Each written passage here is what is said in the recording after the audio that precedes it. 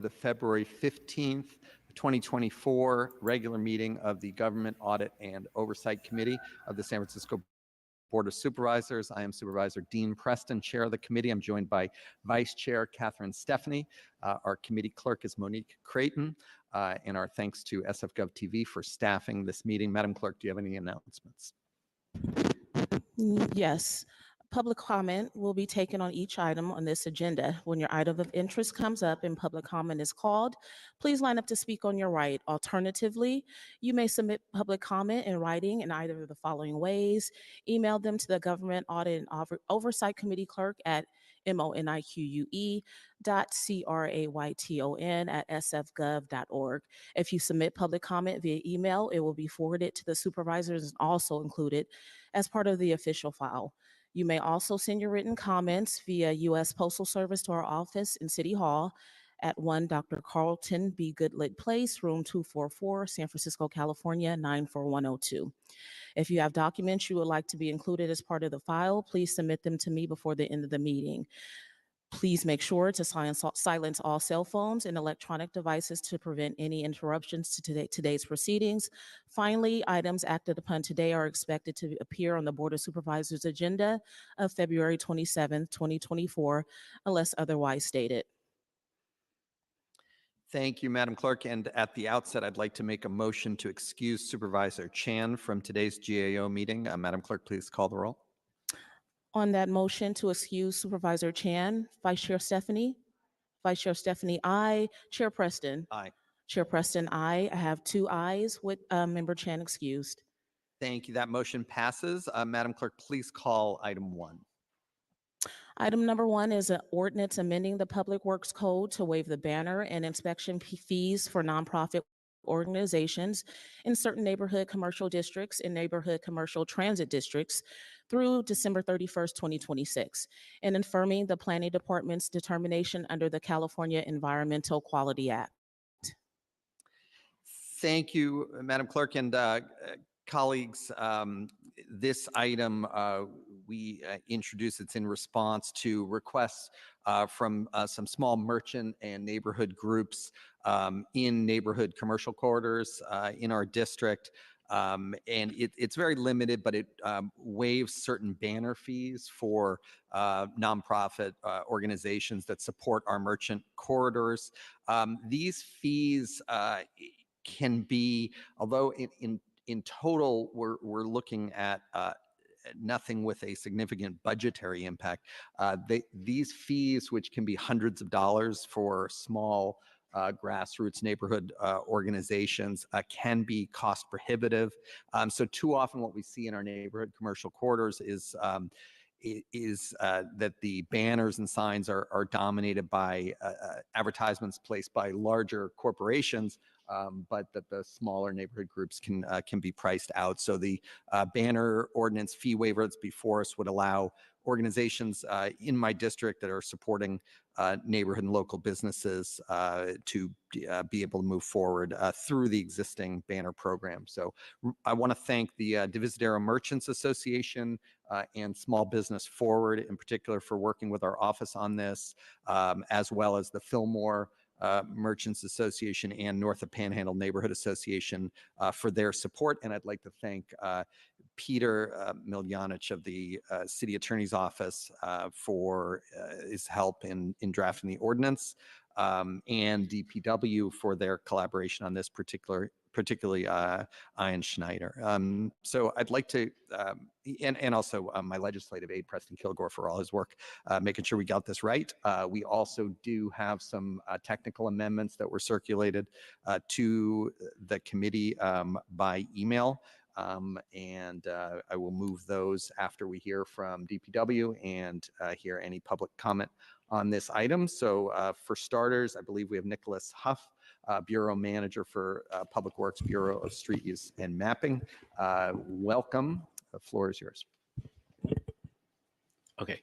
Good morning, committee members. My name is Nicholas Huff, the Bureau Manager for Bureau of Street Use and Mapping at Public Works. Our Bureau issues permits for use and occupancy in the public right-of-way. A banner permit grants permission to temporarily occupy any city-owned utility poles for the purpose of providing notice, as aforementioned, and for events.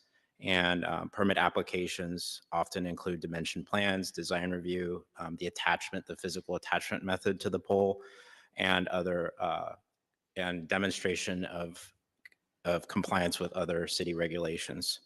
Currently, a banner permit costs $329 for for about 20 banners and is prorated if fewer banners are put up.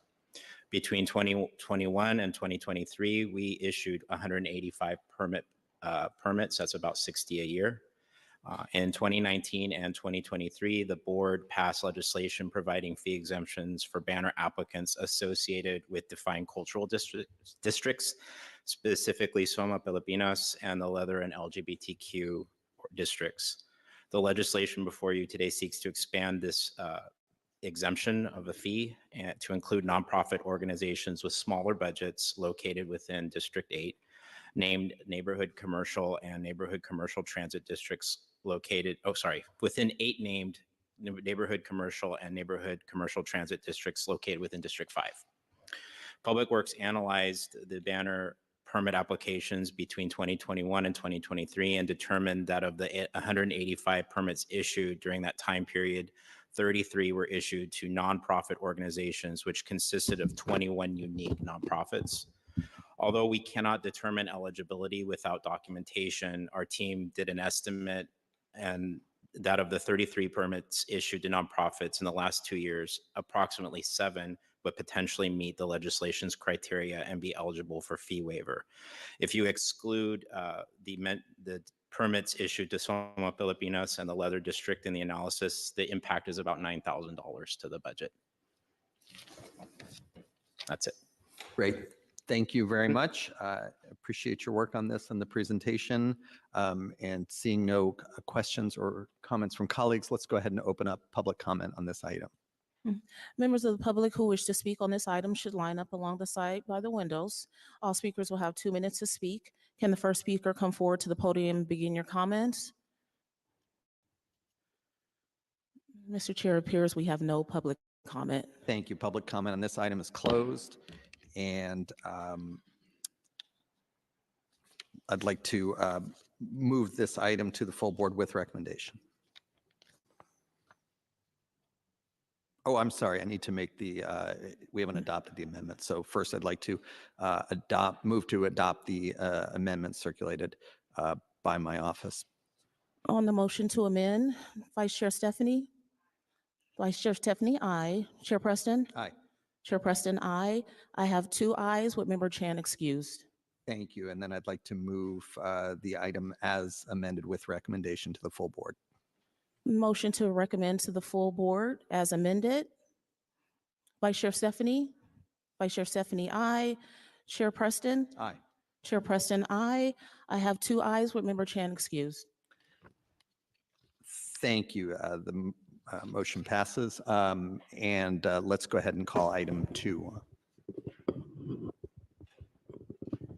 Item number 2 is a resolution approving an agreement with the Nonprofit Owners Association for administration/management of the established business-based business improvement district known as the San Francisco Tourism Improvement District, pursuant to California Streets and Highway Code Section 36651, for a period effective upon approval of this resolution through December 31st, 2038. Thank you, Madam Clerk. This item is sponsored by President Peskin, who is with us here today. And I understand we have Jackie Hazelwood with us, CBD Program Director for OEWD, who will be presenting on this item. So unless President Peskin wants the floor, we will turn to Ms. Hazelwood. Welcome. I will only say, Supervisor Preston, Supervisor Stephanie, that I commend this agreement to you. And want to point out that it actually, as a matter of policy, has a provision that has not existed in these types of management agreements that we commonly see, that I hope will be a provision that is universally adopted in all of these agreements going forward. And I will direct you to section 3.14, and I want to thank OEWD and the Tourism Improvement District for agreeing to this language and that is a prohibition of use of assessment revenue for lobbying. Thank you, President Peskin, and Ms. Hazelwood. Welcome. Thank you. Thank you, Chair Preston, and good morning, Supervisor Stephanie and Supervisor Peskin. Thank you for the introduction. My name is Jackie Hazelwood, and I'm the Community Benefit District Program Director. So today before you is the resolution authorizing the management contract for the renewed San Francisco Tourism Improvement District. Before we dive into the contract itself, I'd like to just provide some high-level information on the district itself and what brings us to this resolution today. So as you may know, the Tourism Improvement District is a business-based improvement district that was initially established with a 15-year contract term spanning from January 1st, 2009 and expiring December 31st, 2023. The district is managed by an owners association known as the San Francisco Tourism Improvement District Management Corporation, or the SFTIDMC, which contracts with San Francisco Travel to implement services outlined in the management plan. Throughout this initial 15-year term, the district served as a sustainable revenue model benefiting assessed businesses. It funded San Francisco Travel Association programs that drew conventions, meetings, events, and visitors to the city. And all these contributions supported San Francisco's post-pandemic economic recovery. The Board of Supervisors adopted a resolution to renew and expand this district in September 2022 with a 15-year term to commence January 1st, 2024 and expire December 31st, 2038. So now diving into the contract itself. So in order for the city controller to disperse assessment funds throughout the duration of the contract period, the city controller must enter into a contract with the TIDMC. So the contract itself is a template that was developed by Deputy City Attorney Manu Pradhan and it is adjusted for each CBD. So in particular with this contract, it was updated to reflect that this district is a business-based district rather than a property-based district, as with many of our other CBDs. In this district, assessments are levied upon hotels and short-term residential rental businesses rather than property owners. The contract also formally establishes the benchmarking process by which OEWD staff reviews budget categories to ensure the TID is meeting its management plan, providing services outlined in these plans, and spending assessment funds accordingly. As noted there on the screen, if approved by the full board, this contract will allow funds to be dispersed starting in early April. And at this point, I'd like to welcome any questions, either for myself or for Cassandra Costello or Paul Francis from SF Travel, who are here as well today. Thank you. Thank you for your work on this, and thank you to the SF Travel folks for being here and available for questions. I don't see anyone on the roster, so we will go ahead and open public comment on this item. Thank you. Members of the public who wish to speak on this item should line up now along the side by the windows. All speakers will have 2 minutes to speak. Can the first speaker come forward to the podium and begin your comments? Mr. Chair, it appears we have no public comment. Thank you. Public comment on this item is now closed. I did just want to follow up on President Peskin's comment on the language around prohibition on lobbying, which sounds like an excellent idea. I'm just wanted to see if there is a plan for that to be standard language in these kind of contracts, or whether there's any kind of action that we as a board need to take to encourage that. Yeah, thank you for the question. This has been a point of conversation that we brought up with the Deputy City Attorney Manu Pradhan to see which route we might want to take. It is definitely on the mind in terms of whether this might be something to add to either as an amendment or just it's in discussion right now at the City Attorney's office in terms of moving forward there.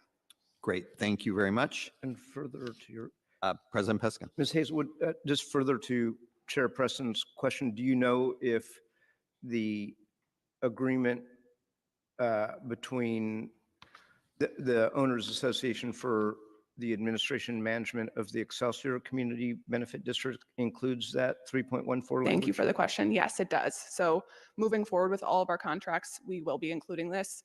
The question in terms of the retroactive adding to contracts, that's a little bit more complicated, and that's what we're engaging with the City Attorney's office on. But yes, moving forward, it will be included in all contracts for future CBDs. Thank you. Thank you for that clarification. Seeing no other comments or questions, I'd like to move to send this item with recommendation to the full board.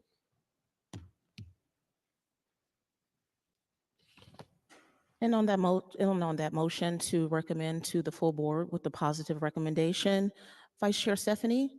Vice Chair Stephanie, aye. Chair Preston? Aye. Chair Preston, aye. I have 2 ayes with Member Chan excused. Thank you. That motion passes. And Madam Clerk, please call item 3. Item 3 is a hearing on the Controller's report on the assessment of invoices reviewed under a grant agreement between the San Francisco Police Department and San Francisco SAFE, SF SAFE. In requesting the Controller's Office, San Francisco Police Department, Mayor's Office of Economic Workforce Development, and SF SAFE Board of Directors to report. Thank you, Madam Clerk. And this item is sponsored by President Peskin. And thank you for your leadership on this, President Peskin. I will turn the floor over to you for any remarks and to introduce the various folks who are here to present today. The floor is yours. Thank you, Chair Preston, and thank you, Supervisor Stephanie. So by way of background, last year, the controller undertook an audit of a nonprofit organization, SF SAFE, that has had an ongoing relationship with the San Francisco Police Department for many decades, stretching back to 1976. That audit, which is the subject of today's hearing, will be presented by the Controller's Office by the City Services Auditor, Mark De La Rosa. But before we hear from Mr. De La Rosa, let me just put this in a little bit of context. After the report was released, there have been a cascading set of revelations as it relates to SF SAFE. And on February 2nd, we received a letter from the District Attorney's Office indicating that these revelations have led to a criminal investigation, and further suggesting that we limit our questions in today's hearing in order to, out of an abundance of caution, not compromise the ongoing criminal investigation. So I want to heed that request from the district attorney, and to that end, will not be asking questions about the cascading set of revelations that are the subject of a criminal investigation, and instead really limiting this to questions around the audit and the internal financial controls at the police department, as well as, now that we are aware that there are some $3 million worth of contracts at the Office of Economic and Workforce Development, just getting a baseline presentation. Then I'll be making a request that we continue this for a month. On February 2nd, the district attorney indicated that she expects that this case will be investigated within 30 to 45 days. So that will give us, it was already actually under investigation, so that will give us 45 days. So I'd like to continue this until the middle of March. With that, if it is the chair's pleasure, I'll turn it over to Mr. De La Rosa. Please welcome Mr. De La Rosa. Good morning, Supervisors. Chair Preston, Supervisor Stephanie, and Peskin. We do have slides prepared for this agenda item. I'm Mark De La Rosa, Director of Audits for the Controller's Office. I am joined today by Selena Wong, who is the Senior Auditor who worked on this report. Agenda item number 3 before you, it is an assessment that we completed last month, January 18th, 2024. This memo contained results from our review of invoices, which we conducted in collaboration with the Office of the City Attorney. As part of this limited scope assessment, we reviewed invoices that were submitted by SF SAFE to the San Francisco Police Department related to their grant agreement to provide crime prevention and education services. Our assessment's objectives were to determine whether grant expenditures were eligible and reasonable, given grant provisions. We reviewed a sample of transactions from July 2022 to March 2023 for a 9-month period. Our memo contained one overarching finding as well as one recommendation, which the SFPD agreed to implement. As per our usual process, we follow up on our recommendations every 6 months from the time of issuance to ensure implementation of corrective actions. And with that, I'll turn it over to Selena for the rest of our presentation. And Mr. De La Rosa, so this contract goes back to, this particular contract goes back to 2018, Correct. but you sampled the most recent 9 months. Certainly. Yep. The most recent 9 months. And do you, or does the police department, they can answer that themselves, contemplate looking into the balance of the 4 years?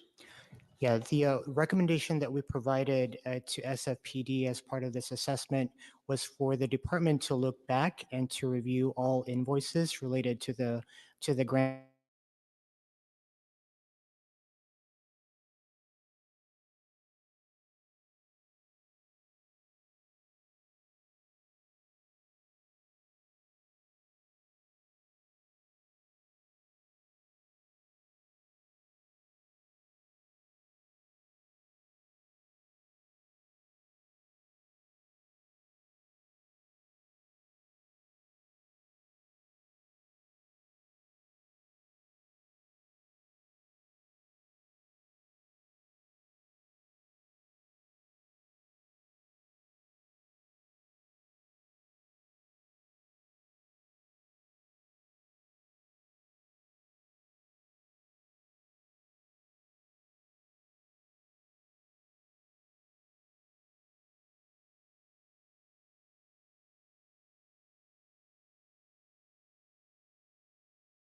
May recall what was going on in 2018.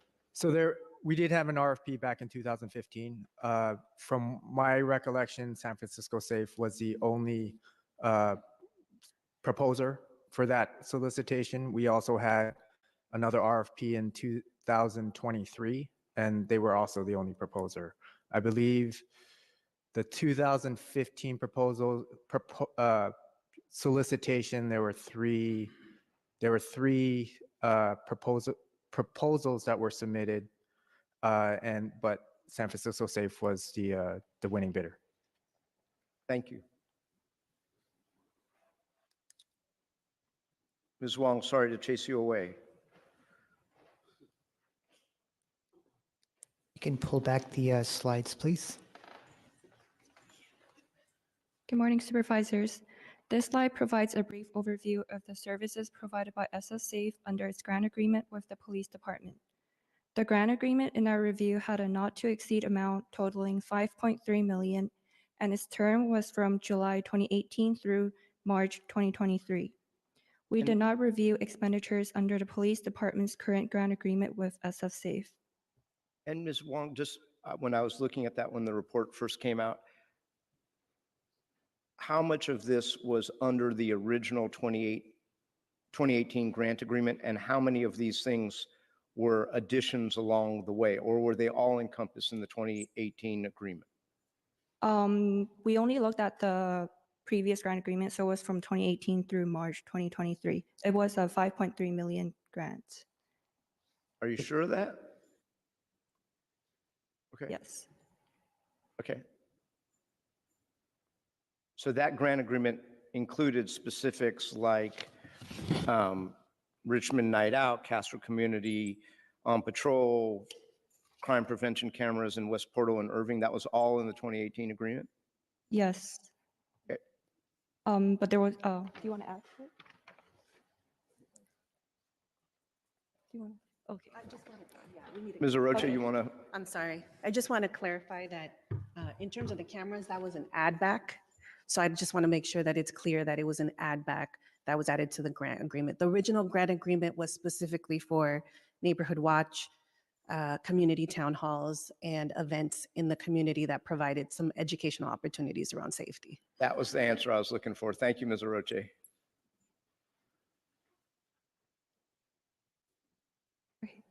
I'll continue with the next slide.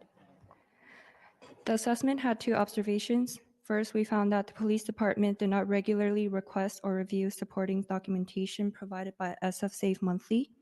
As a result, it did not have documentation to support $3.8 million or 72% of grant funds spent by and reimbursed to SF Safe.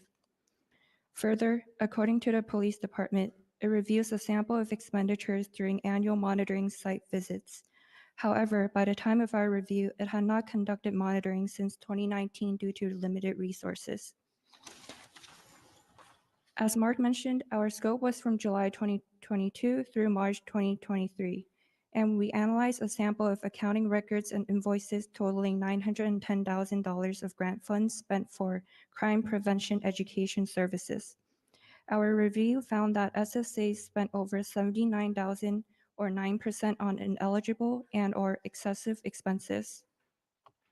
And again, Ms. Wong, that was only from that 9-month period. Yes, that's correct, Supervisor. These expenses included $36,000 in luxury gift boxes that costed approximately $150 each, and that were purchased for community events such as Black History Month and Lunar New Year, as well as for the Community Police Advisory Board Symposium. SF Safe also spent $21,000 on parking fees. This included recurring expenses for multiple parking spots at the SF Safe location, monthly parking at El Cerrito BART station, and a San Leandro parking garage. Parking expenses also included valet parking services or one-time parking fees at various locations in San Francisco.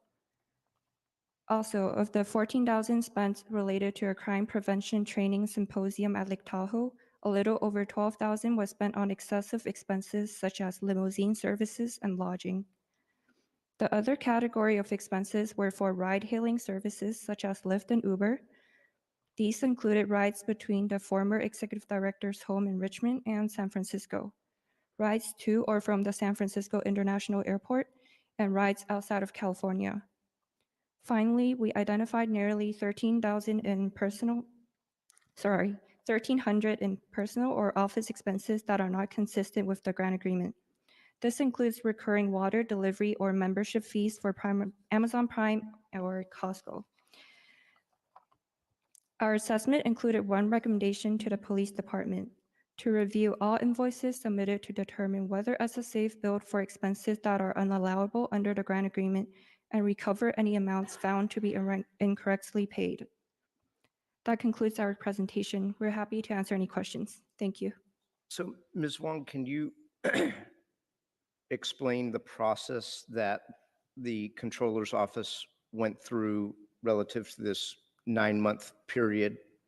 I mean, how were you able to ascertain these audit facts? Yes, Supervisor Peskin. So we first reviewed the monthly packet that the police department provided, which showed SFC's monthly spending and their request for reimbursement.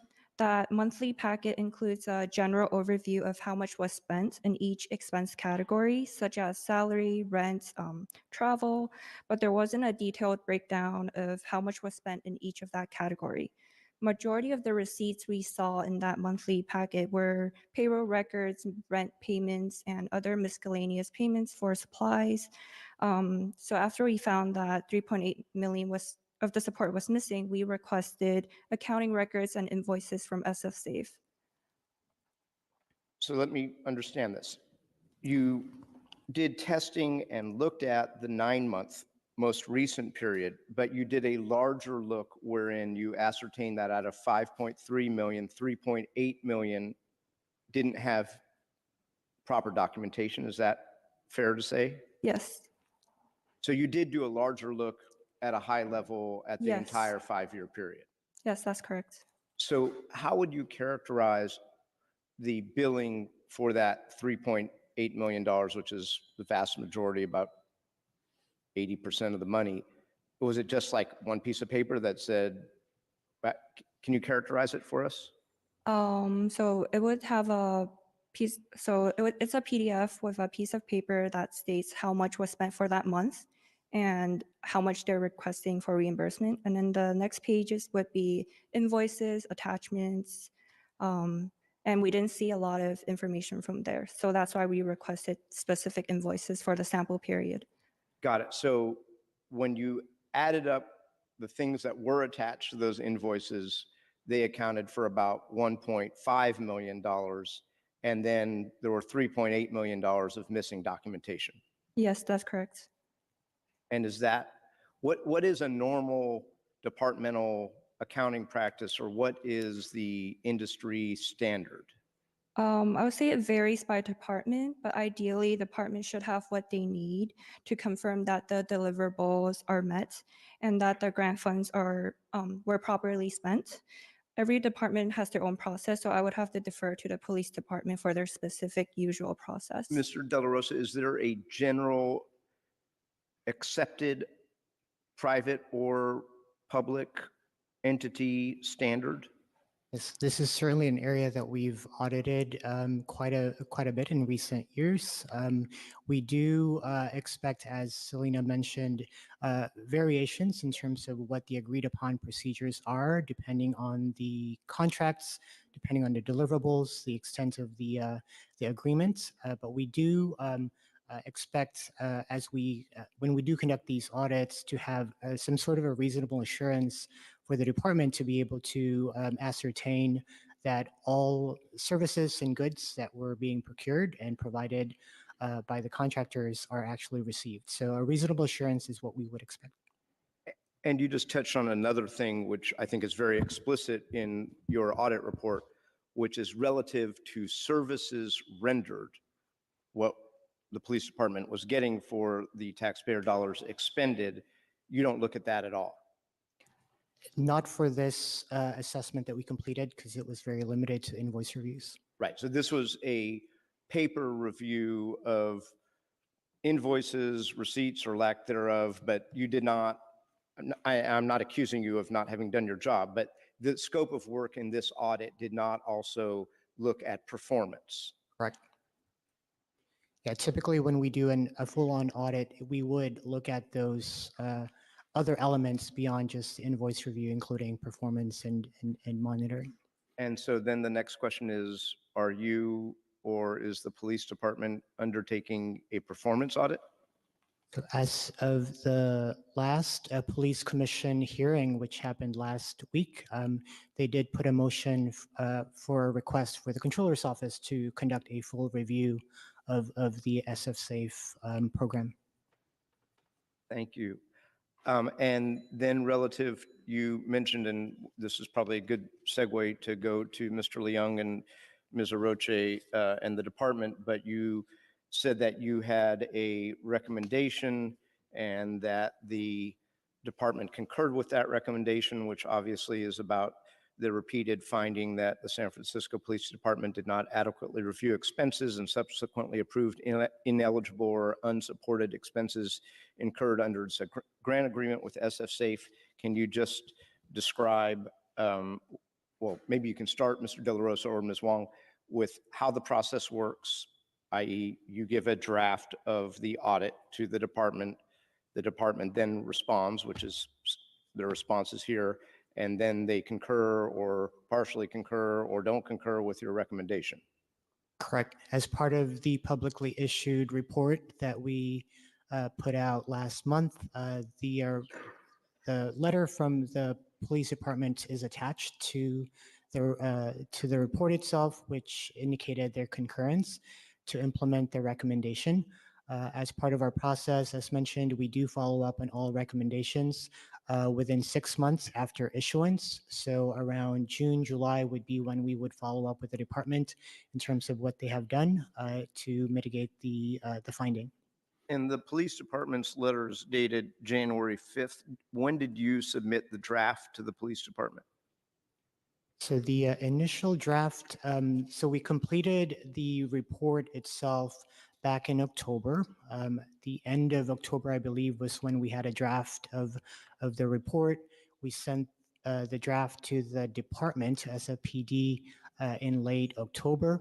And we received their official response to our report in early January. We did meet with the department during those intervening times to gather any information or response from the department. And is there a normal time frame in which departments respond to financial audits? Yeah, typically we provide 2 to 3 weeks of time to respond. I believe that there were a couple of times that the department requested for extensions due to workload issues. And I think APEC and other activities were happening around the same time. So this was arguably 3 to 4 times longer than you normally expect or experience. It certainly looks that way for this one. Thank you, Mr. De La Rosa. And then there is a statement in the chief's response to the audit that SF Safe has been referred to the San Francisco citywide nonprofit monitoring and capacity building program. Do you know, did that happen prior to the audit, or did that happen as a result of the audit? When was such referral made? And maybe just for the edification of folks watching and my colleagues, what does that all mean? Kind of means they're being put on watch, right? Yes. Danger will. Within the controller's office, there is another division outside of the audits division. There's the city performance division that conducts these monitoring of nonprofits. I am not 100% sure when exactly that referral from SFPD happened to the nonprofit monitoring, but I definitely defer to the department to answer that question. You're saying the police department would know that? On the timing of when that referral happened. Got it. And then relative to other things, do you look at, and I'm both as to the instant case as well as just as a practice, do you look at a nonprofit status with the Attorney General Division of Charitable Trusts? Yes, that's one thing that we have started looking into every time we initiate an audit of a nonprofit or similar organizations to ensure that they do comply with the California AG charities requirement. And is SF Safe compliant? I believe, so this is something that we did not look into as part of our assessments, but from my understanding, they were not in compliant as of the issuance of our report, which was last month. So not in good standing with the Attorney General of the state of California. What about, is there, pursuant to the agreement, as is relatively standard in these agreements, the requirement for the production and provision of an annual audit? I believe that is something that is required of nonprofits in this city, and I know that as part of the nonprofit monitoring program that City Performance has, that is something that that is being required moving forward. And do you know when the last time SF Safe turned in such an audit, for what fiscal year? We did not look into that as part of this limited scope assessment, so we defer to others who would have that answer. Thank you, Mr. De La Rosa. Any questions, colleagues? Yes, President Peskin, thank you. I just wanted to drill down on the 3.8 million that you were asking about before, and maybe it's in the report and I missed it, but is there a breakdown? And I understand it's a little hard to do because there's no supporting documentation or inadequate supporting documentation, but is there a breakdown of the categories that the 3.8 million was supposedly for, those reimbursements were for, as distinct from, I see the numbers as to the entire 5.3, but is the 3.8 broken out? No, or was it's there not enough information to do that? Chair Preston is not broken down.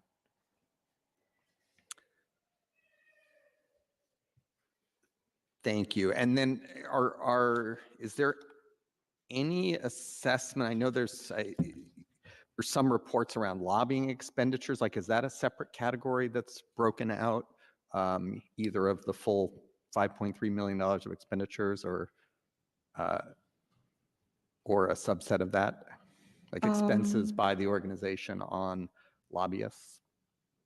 You're talking about lodging, right? No, lobbying, lobbyists. like Lobbying. paying Yeah. public affairs No. consultants, others to lobby on behalf of the organization. Oh, no. Right. I don't think the information that we received as part of this assessment detailed, or at least dug deeper into that, the detail of whether lobbying costs were included.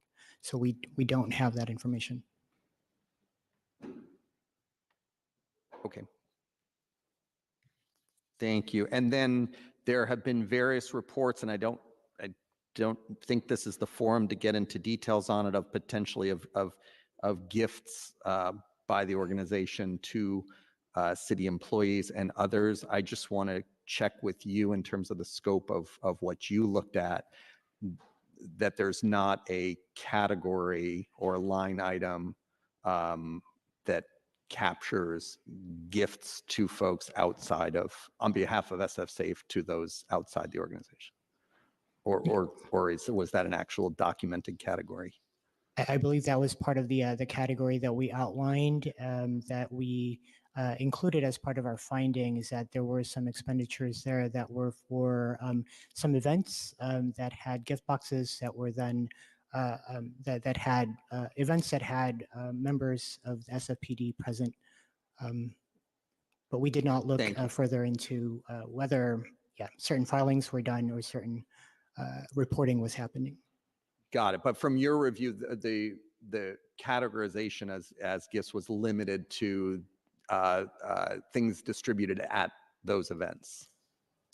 That's right, as invoiced by SF Safe. Thank you. Thank you. We'll let you know if we have any more questions, but I think obviously there's a lot more auditing to be done, and it sounds, just out of curiosity, when the police commission, which I did not know until now, asks the controller's office for a performance audit, does that mean you do it? So right now we're actually in the process of developing our work plan for next fiscal year. So we do have a number of as you know, requests related to public integrity and nonprofits and other risk areas. So we will definitely take that into consideration as part of our work planning. And the police department will answer my question about the referral timeline as to when SF Safe was referred to the citywide nonprofit monitoring and capacity building program, put on watch. As a rule, when does what indicators and what process is undertaken to refer a nonprofit that may be, for whatever reason, in a little bit of choppy water, to that program? Can you describe that to us? Actually, I'm not that entirely familiar with the processes and the criteria used, since that's done by a different division in the controller's office. I don't want to misspeak in terms of the criteria that they use. Well, if they're upstairs and they want to come down before this is over, that'd be great. If I could jump in before you move to the next department, one thing in reading the report, and thank you for all the work on this, I'm struck by, it's a thorough analysis of SFPD. I know we'll hear, and we have folks from OEWD here as well, but I was curious why the controller's work on this was limited to SFPD, and whether there's anything underway to expand that inquiry beyond the SFPD contracts to include OEWD and potentially, I don't know if there's any other department that contracted with SFC. Sure. Supervisor, as previously mentioned, we started this assessment back in September of 2023 as part of our collaboration with the City Attorney's Office. When it got to our division in September 2023, the main focus that we had was really just to look at SFPD. So we followed the City Attorney's kind of line of inquiry into this. Hence, it was limited to just SFPD's contract with SF Safe.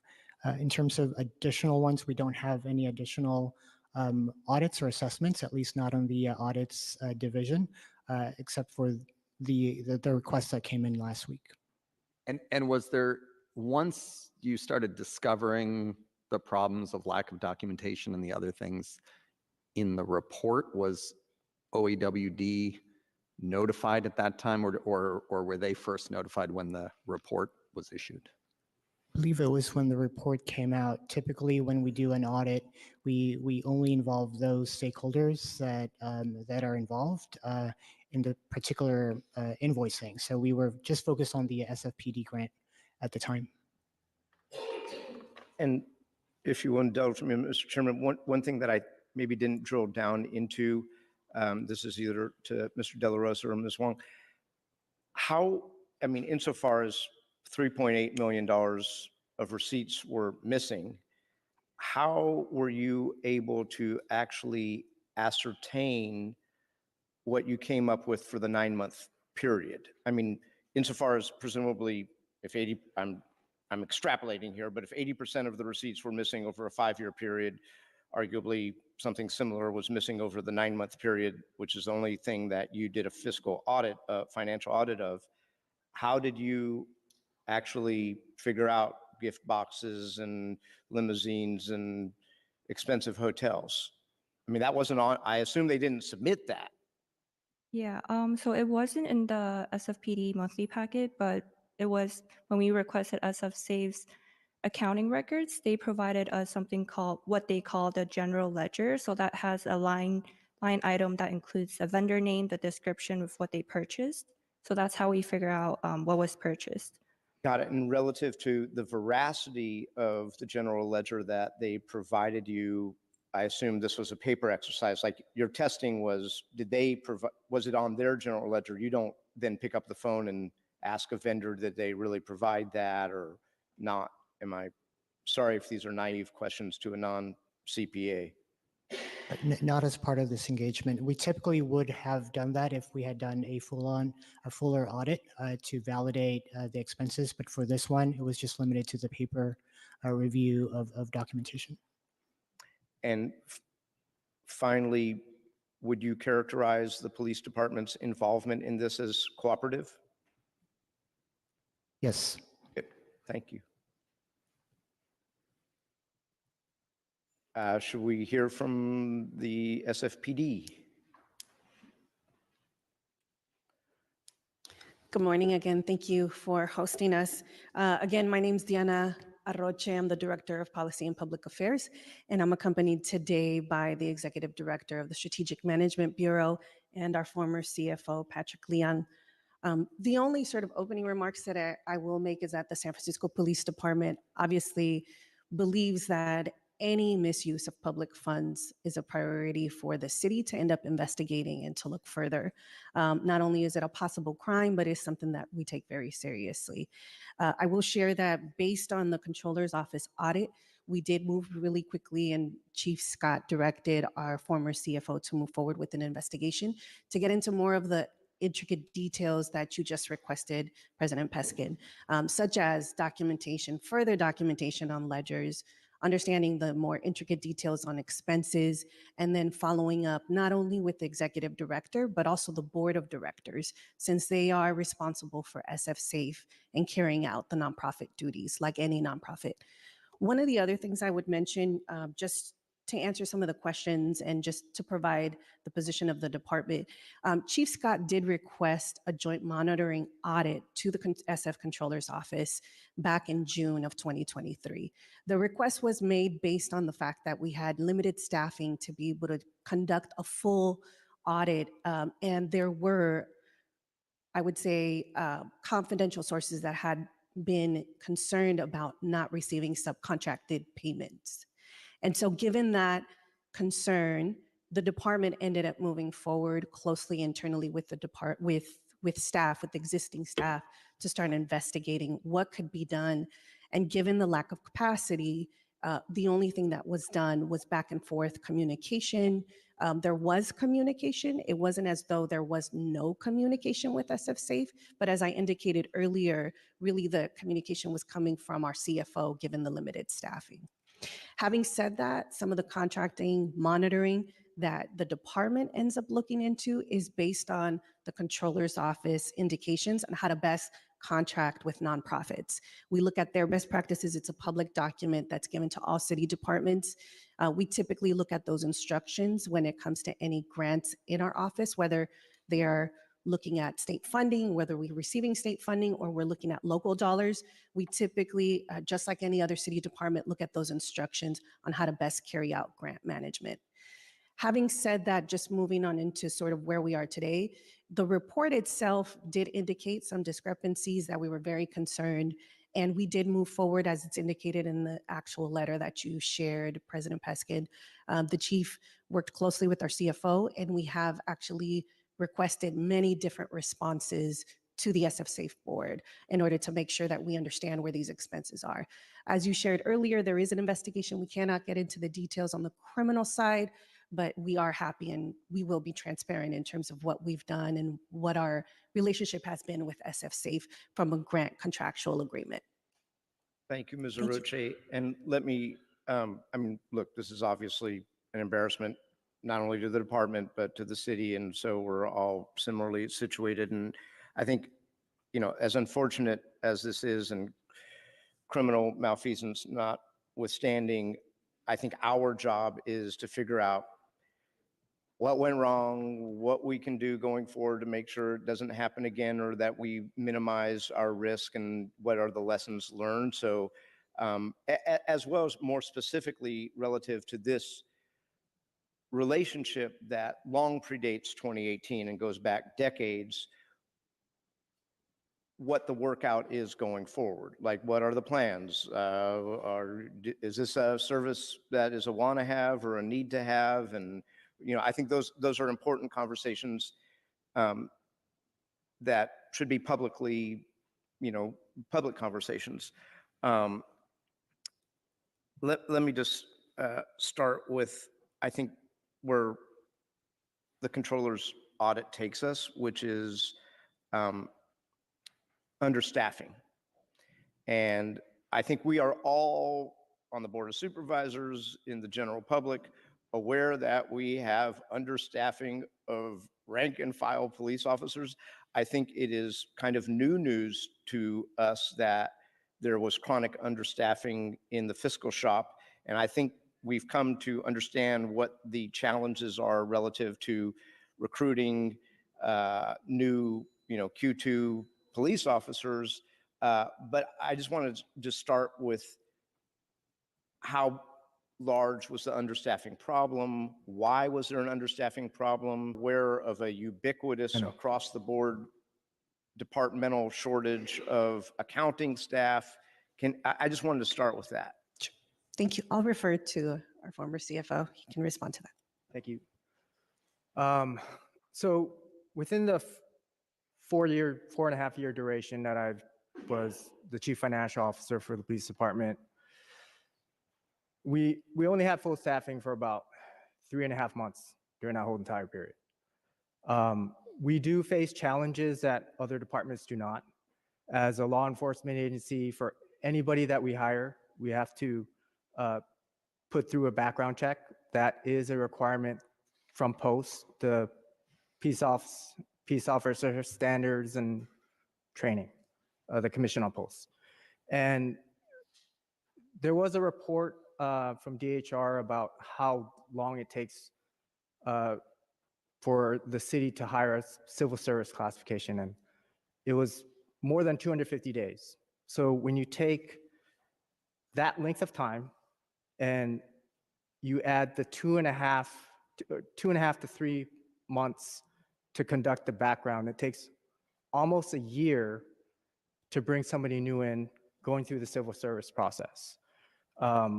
Within my unit, we definitely had our challenges on some key departures. We had our contract manager retire. We had another vacancy from our budget manager position.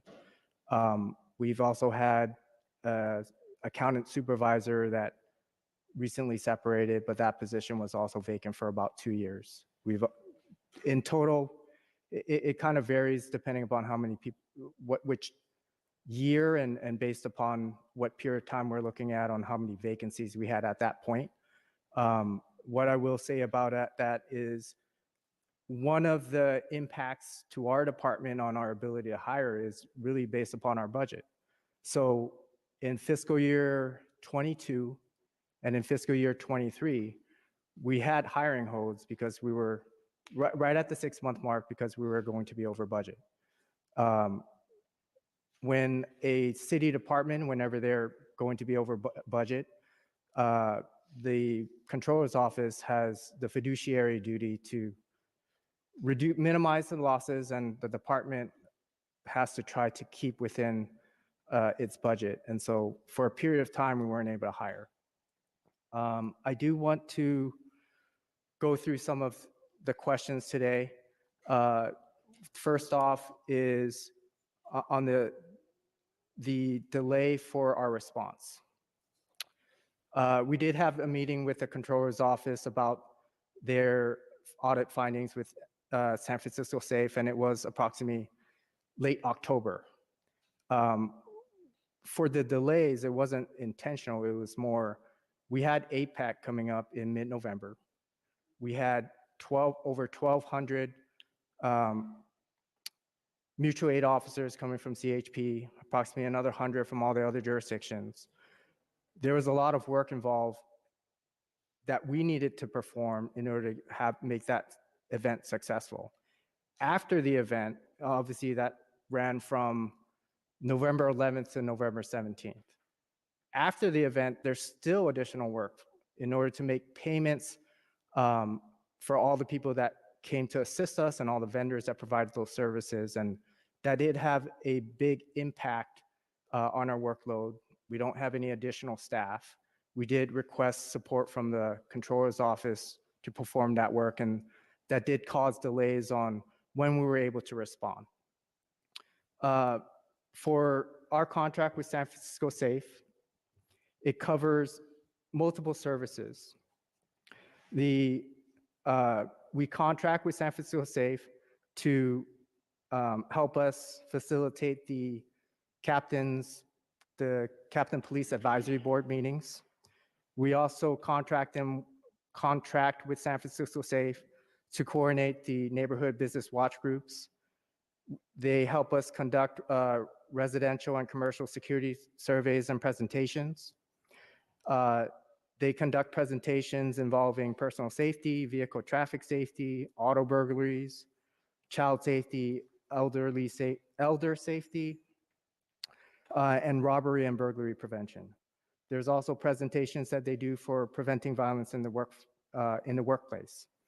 They also help facilitate the San Francisco's bike safety registration program. And for these services, we do receive invoices from San Francisco Safe. Accompanying with the invoice, it comes with a deliverable report that describes the services rendered for that period.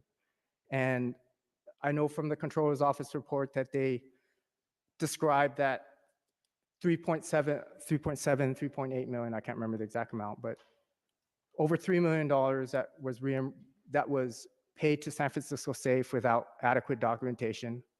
That is not an opinion that I share. We reimburse San Francisco Safe based upon the services that they reported as rendered during that period. We reimburse them based upon their reported expenditures.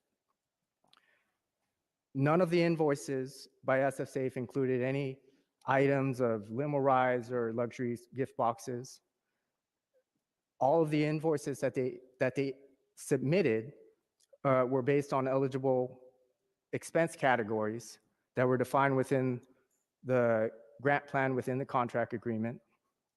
And upon our meeting with the controller's office and the findings that they shared with us, we did conduct our own monitoring visit mid-November.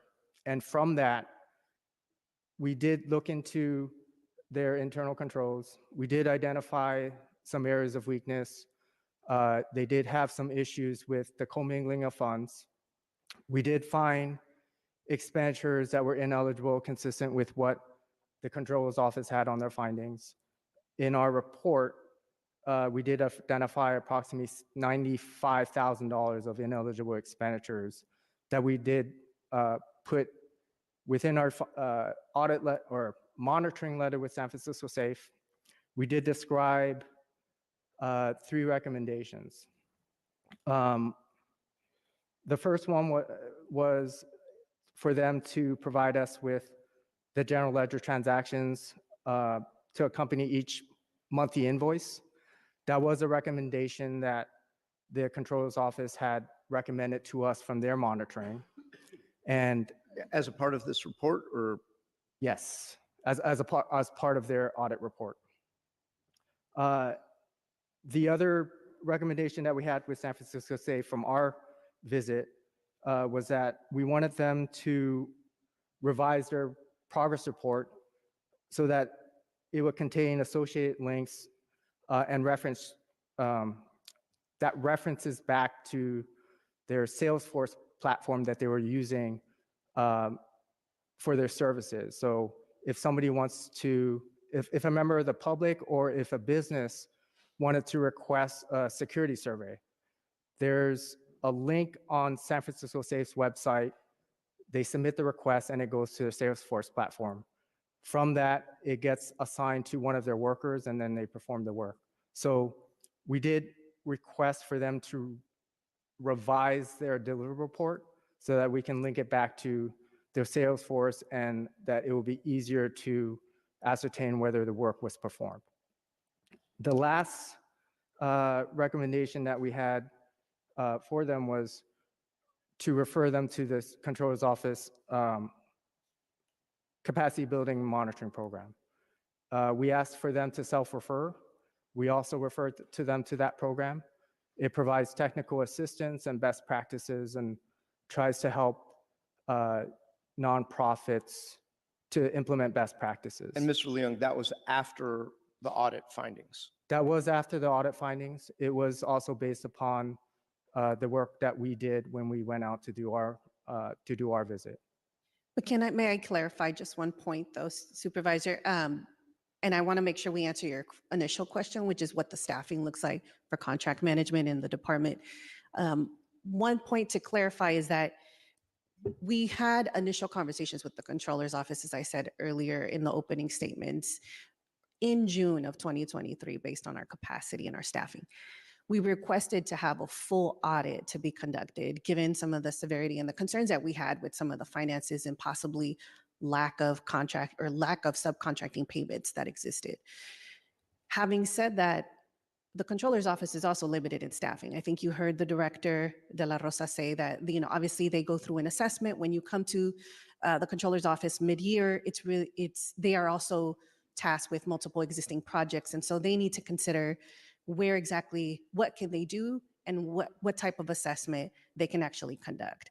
So the response that we received in September was that it would be a non-audit assessment that we would be receiving for a period of time.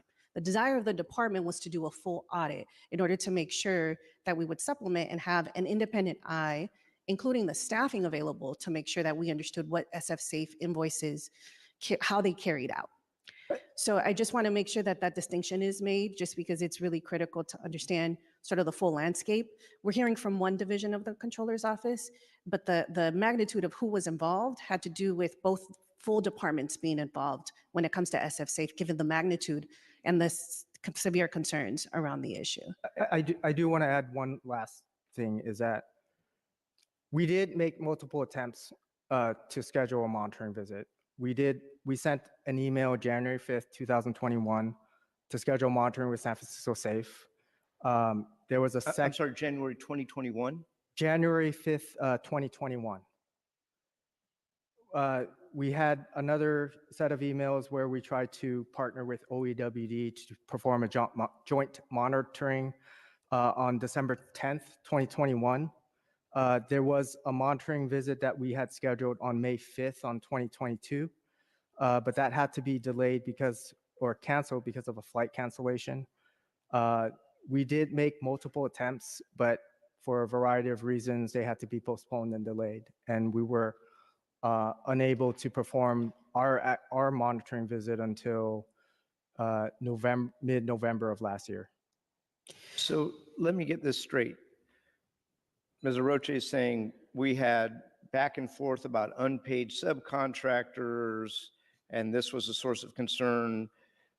Mr. Leung is saying that we had concerns that went back to 2021 and No, so correction. We just wanted to share the actual monitoring. The former CFO is sharing and clarifying all the auditing that actually did happen, or contract monitoring rather, But that what I hear happened. Mr. Leung saying is that there were attempts at contract monitoring that were unsuccessful, is what I Correct. heard him say. Correct. So Correct. the city's monitoring process, ideally, departments perform the monitoring once per year. We did make multiple attempts during that period. COVID was definitely a special circumstance. It was delayed because of the remote work, the suspension, or there was a time frame when work was suspended. And then there was a period when people were doing remote work. And January 5th, 2021 was the first email that I could find that we had reached out to San Francisco Safe to try to schedule the monitoring visit from the prior one that we did in 2019.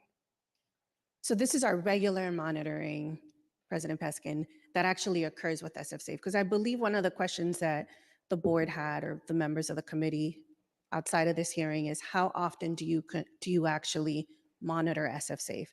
So in response to that, the dates that you just heard was the actual monitoring that occurred prior to this audit, prior to the actual complaints that came in.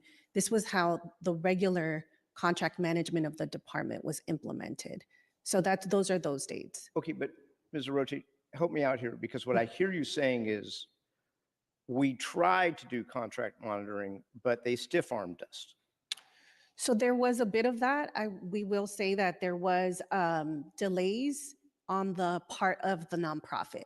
So SF Safe did indicate that either they needed more time, they couldn't move forward with us. The biggest reason why there was a delay is because, just like any other city department, during the COVID time period of the grant, we were asked to actually cease from being in person to do any sort of contract management and audits. So emails were exchanged back and forth, but it's not to the full extent of how the controller's office ends up indicating how contract monitoring should occur given the COVID circumstances. Got it. So doesn't that lead to a institutional sense of heightened scrutiny? I mean, let me drill down into this, which is, Mr. Leung, and I'm not being accusatory, but insofar as the finding in the controller's office audit that the department concurs with is that the backup documentation was scant. 5.3 million total, 3.8 million undocumented was the high-level finding. After they're stiff-arming you, COVID, being what it was, did that not lead to well, let me ask you this. How does your payment process work? They send you an invoice and then what happens? Sure. So there's a couple of components within the invoicing process. There is a deliverable report that describes the services rendered during the period. There's also the invoicing template for which they report what eligible expenditures that they submit based upon the categories defined within the grant plan. They submit what expenditures they incurred during that period. We have a member of a unit within my team, either the grants unit or accounting, depending upon who's available. Typically, it would have been within our grant unit. They would do the cursory checks of whether the items were within the budget. There are some documents that they also provide to us, including payroll registers of the salary and benefits for the staff. It depends upon the invoice, but there's other invoices for vouchers that they would have paid during that period. So we check based upon those whether it matches what they have reported in the summary sheets. And if all things check out, then they would sign off on it, send it, I would receive it. And if the numbers match up, then I would approve the document. So it doesn't go above you, it doesn't go to a sworn officer, it doesn't go to Ms. McGuire, you get to sign off. Sorry. The sign off on the sworn side, the sign off comes through on the deliverable report. I'm sorry? the deliverable report. So the deliverable report helps explain what services were rendered during that period. They sign off on that to acknowledge that we received the services performed during that period, and the invoice associates what costs that San Francisco Safe incurred to perform those services. And who signs off on the delivery?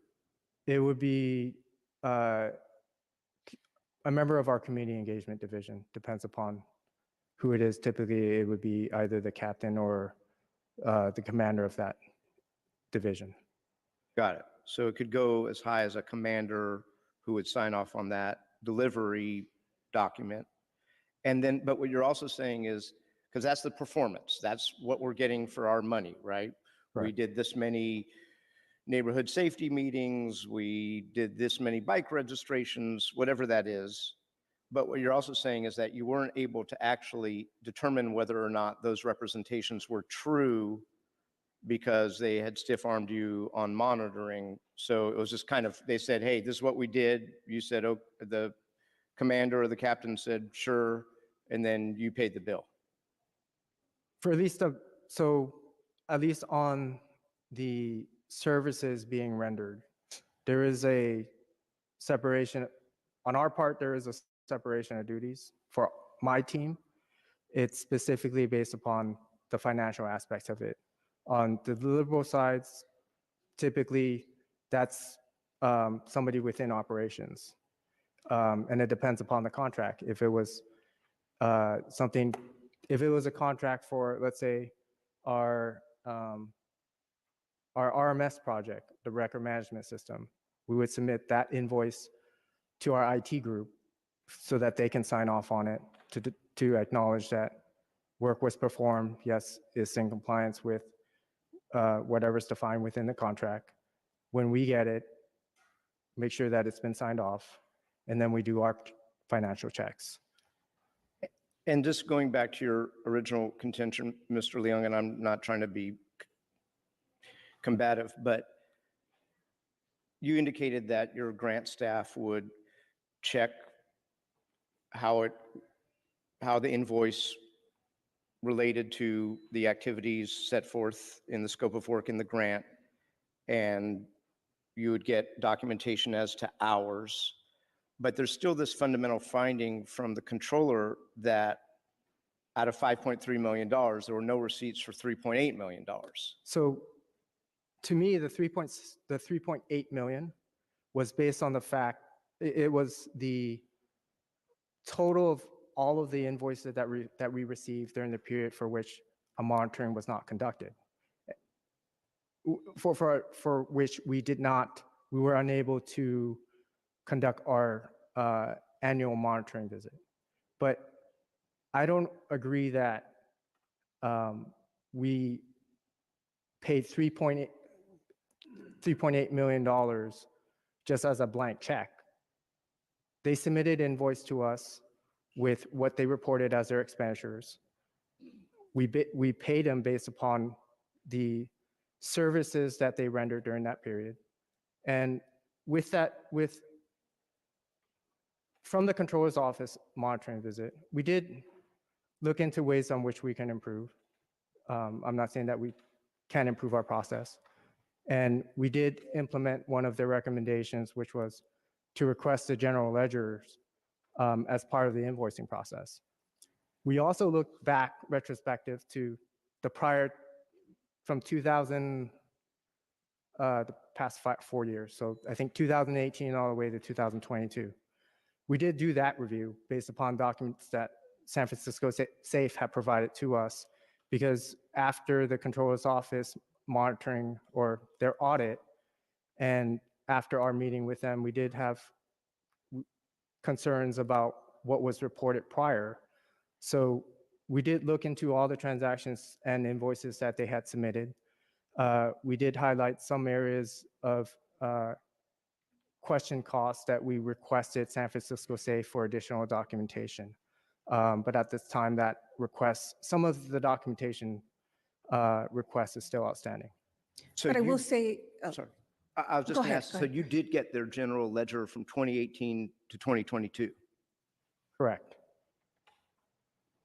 And just procedurally, as to these were monthly invoices that were occurring that you would reimburse or pay? Were they Can you monthly, quarterly? We receive invoices monthly. Were there any instances where police fiscal said, hey, we're not going to pay this until you produce more documentation, or were they 100% paid without question? No. There were times when we would have to request for additional clarification or additional documentation. What I would say is that, at least for the period of time, they did have audited statements all the way to 2022.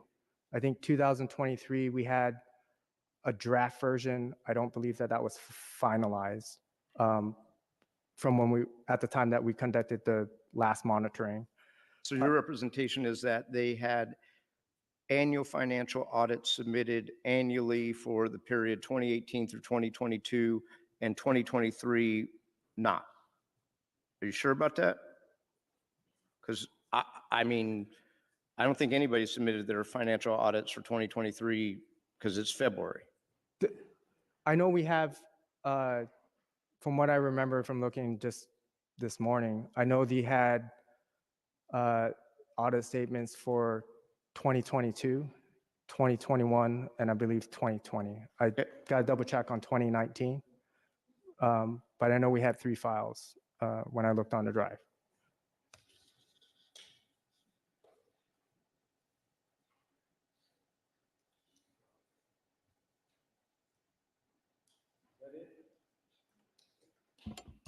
You have questions? I have do. more, but Just briefly for SFPD. So switching gears a little, I wanted to, you described the services SF Safe was providing, neighborhood watch, the safety consultations with businesses and residents, the advisory board meetings and so forth. So my understanding is SF Safe has effectively suspended operations at this point. So Correct. is that work, what is the plan for delivering that work right now for residents and businesses and others who had previously had those services from SF Safe? So I'll answer that question, Supervisor. So when it comes to some of the town halls and some of the actual educational opportunities, our community engagement division is taking that on and developing a plan on how to actually absorb all those responsibilities. In light of what's gone on with the reform process, it is ideal for the department to actually move forward and start looking at building its own direct relationships.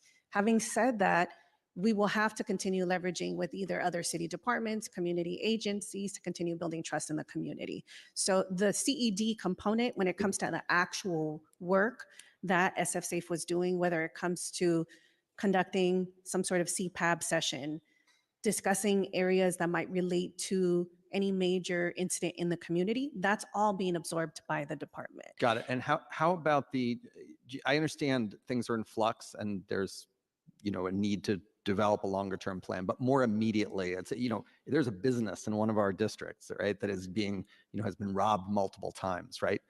Before all this, we could offer that SF Safe would come, do a safety consultation with that business, make recommendations on how to improve security and so forth. Same with people in their homes. So as of if our office gets a call today or tomorrow asking for those services, is SFPD directly providing those kind of services to businesses and residents, or are you actively looking for a new nonprofit partner? Or what's the status right now? The status is for the community engagement division within 30 to 60 days to be able to move forward with responding. Now, I will caveat that it is just the educational piece and how to actually file a report. It has nothing to do with any technical equipment because that's not what our grant was for. So we would separate, we would just focus on looking at providing any educational conversation to any resident or business. Thank you. And then the other just practical immediate question is for the employees of SF Safe and for the various vendors. We're hearing reports that ambassadors and others who are contracted, so it's both employees of SF Safe and folks they contracted with who have not received payment. What is the city doing? What So is the that is a- department doing, if anything, to Yeah. address that? And So get them we are paid? morally, we're very concerned about the individuals that are also victims, given the situation. I will say though, if we stick to the actual grant that we've been contracted through SFPD, the grant did cover payments that were supposed to be given to the employees. We're waiting for the board of directors to confirm whether or not those payments were actually confirmed and given to the employees. Now, having said that, we are just one grant that was given to SF Safe. There are other grants that were given that did provide compensation and employee wages that I think that this is a larger discussion and it's out of SFPD's purview. Thank you. President Peskin, are we ready for OEWD, or do We're you have not. further? A couple of 3 questions. One is, Ms. Aroche, you referred to the back and forth about allegations of subcontractors not being paid that ostensibly, as I understood you saying it, and I don't want to put words in your mouth, Correct. was part of the reason that you were supportive of a controller's audit. When were you hearing that? I mean, not you necessarily personally, but when was the department? I mean, the reason I asked the question of Mr. De La Rosa as to whether the police department was cooperative, which I knew the answer was yes. Yes. And indeed, the report says that you requested the audit, although for the record, so did I. But when did you become aware? So this question was asked at our police commission, and I will say that it's difficult to pinpoint the exact date. When it came to a concern to the command staff and to the elevated concern to the chief, I would say that the beginning of 2023 is when we ended up actually looking deeper into the allegation, or just the potential allegation of non-payment by a subcontractor.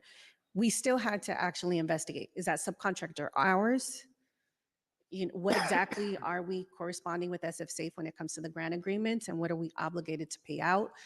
We had to investigate further with our fiscal department what exactly had been done in the last 6 months. And so I would say it's a difficult answer, President Peskin, just given that, and I would just tell you that in ballpark, I would say early 2023 is when we ended up confirming that then we needed to move forward with then a call to the controller directly from the chief requesting additional support for an audit. And that actually didn't occur, that call and that request, until June of 2023. Just a couple of questions in that vein. Insofar as the base scope of work as set forth in the 2018 grant agreement is primarily work performed by SF Safe and its employees, neighborhood safety meetings, neighborhood watches, bike registration, child safety, regardless of whether they actually are performing these things or not, where do subcontractors come in? I mean, I'm assuming the only subcontractor would be the cameras, and I'm assuming No. that they would be, no, so there are other subcontractors. There are other subcontractors that are actually in our chambers that were also not paid fully. And so I do I'm think. aware of that under the OEWD contract. Not under SFPD, correct. So this is not AVS. This is not AVS, though I will say, it looks like I'm being tapped Ms. by McGuire, you our want to add? ED McGuire, who knows more of the details. Do you want to clarify? Commander? So she's just explaining to me that one clarification is Castro Community on Patrol. So that was an add back. So I correct the record, just that there was AVS and Castro Community on Patrol that were both funded under SFPD. But it wasn't funded in the original grant. It was an add back by the Board of Supervisors. Okay, and this is not a fair question to ask you because the chief is not in these chambers, but maybe you know the answer, or maybe Ms. McGuire knows the answer, which is in the middle of last year, in the middle of last fiscal year, we go on a July 1 to June 30. The police department came to the Board of Supervisors for a supplemental appropriation. Mr. Leung remembers that fondly, for overtime expenditure, which the Board of Supervisors voted to fund, and that is all water under the bridge.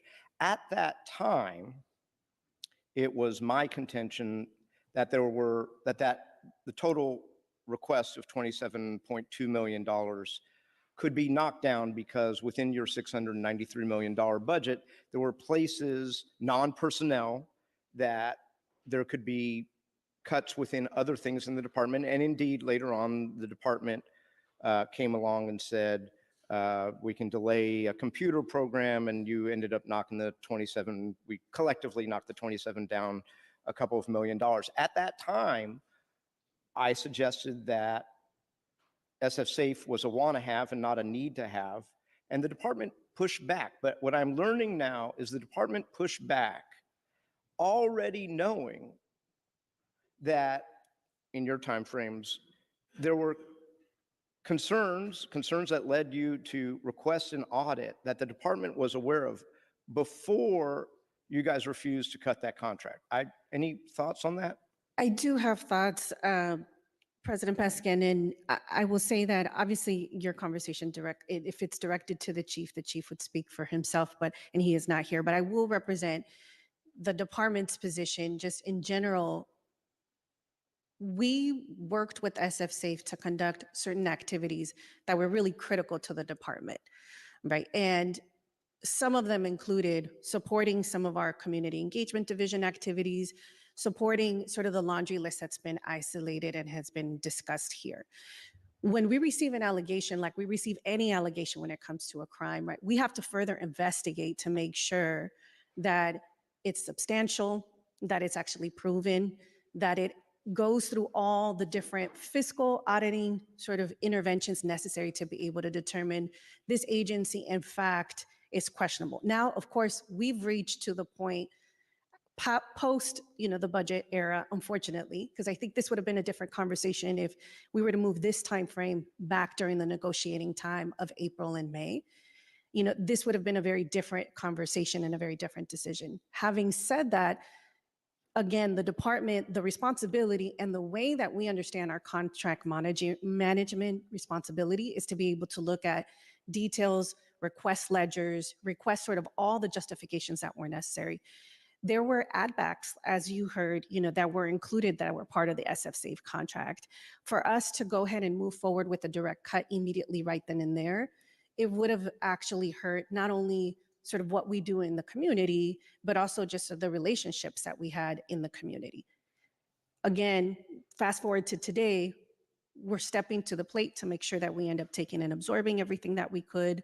Unfortunately, we have this circumstance where we've been basically deceived, right? There is deceit here, where we've been given an invoice. We are a cost reimbursement model, and we've had to further investigate and understand that now this is leading to a criminal case. That is today, right, in February 2024. And so I think that if we were to have this conversation again in April, as we do with your office or with any supervisors, it would be a very different conversation. Thank you, Ms. Aroche. Last question for you, because I know I'm overstepping my time. The current contract is still in place, right? The department has not terminated that. We will move forward with termination if there is no response by the board of directors in the next week. Got it. And so you've sent the board of directors a request for information, and if they don't respond, you terminate. Correct. And just our contract, just to be very clear, it's the San Francisco Police Department that we've determined we will terminate the contract, though it is a discussion with the rest of the city partners. Understood. And then last but not least, unless Ms. McGuire wants to add anything, Mr. Leung, you said that you looked at the general ledger from 2018 through 2022? Correct. Did the payment of over, what appears to me, looking at the general ledger, of over $100,000 to a registered lobbying firm jump out at you? From what I remember of The general ledger. We did identify some question costs that we had requested additional information from San Francisco Safe. I do know that from our monitoring that they had commingling of funds. For our program, within their system, they classify it as 3201. They had another account for 3200 that was supposed to be unrestricted discretionary, their unrestricted discretionary fund. And they were commingling expenditures from one and the other. We did request, we only had the ledger for 3201 for that period. We did request the full ledger for all activities so we can try to make sense of the totality of work performed. And for that, we're still waiting for a response from San Francisco Safe for the information that we requested. Yeah, it's mind-blowing if these were not separate funds, that you could take taxpayers' dollars, give them to a city grantee to hire a registered lobbyist. I mean, in the last item that we just had, we actually, relative to our relationships with community benefit districts and business improvement districts, are making sure that that can never happen. But the general ledger, regardless of what the source of funds is, appear to show well over $100,000. Why a nonprofit's hiring a lobbyist is like bizarre just to begin with. But And I do want to make clear, all the invoices that we receive doesn't show lobbyists, doesn't show limo rides. We reimburse San Francisco Safe based upon the invoices that we received that covers the eligible expense categories that were defined within the contract. Given the information that we know now, we've certainly asked for more information from San Francisco Safe, and at this time they've suspended operations back in I think toward the end of January, and at this time we're still trying to get a response from them. And then my last question, I swear this is my last question. Mr. Leung, you are no longer the CFO. Is there a new CFO? We are in the midst of hiring, and I'll turn over to the ED just to describe that area. Good morning, Catherine McGuire, Executive Director of the Strategic Management Bureau of the Police Department. Yes, we are hiring. We've identified a candidate, and she starts on February 26th.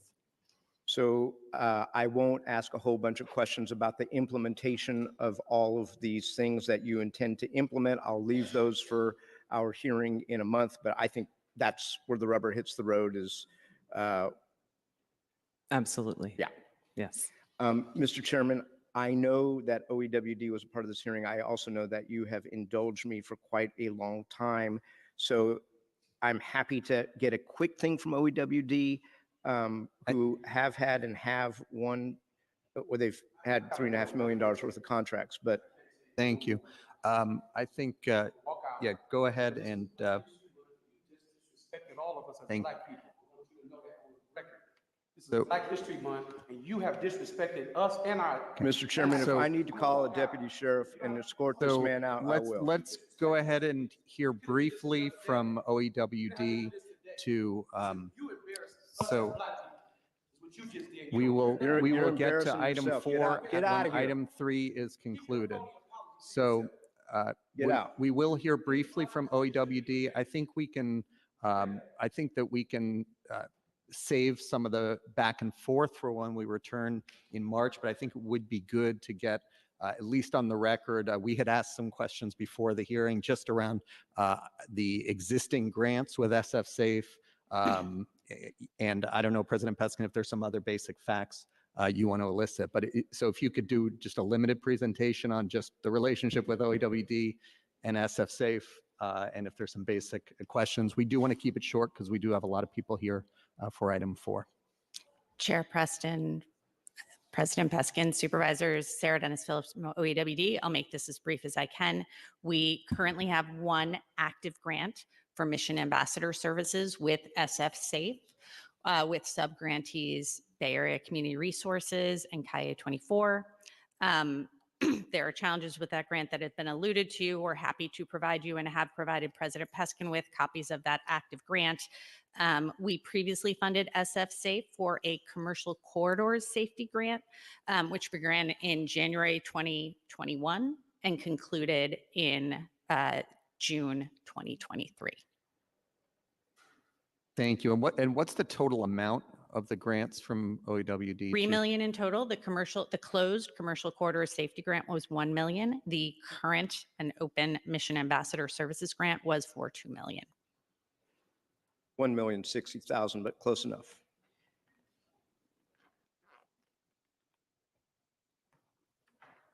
Thank you. President Peskin, did you want to cover any basic ground? And again, we can Just these certainly two- go in more detail in March. I think we can just two questions. One is they were both competitively bid, They were. and were there any other bidders? For the commercial corridors safety grant, there were not. For the grant, the mission ambassadors grant, there was one other competitor who placed about 25 points below the SF Safe Collaborative with BACR and KIA 24. And same question that I asked the police department, at what point, if at all, did you start hearing concerns about non-payment of subcontractors or any other warning signs?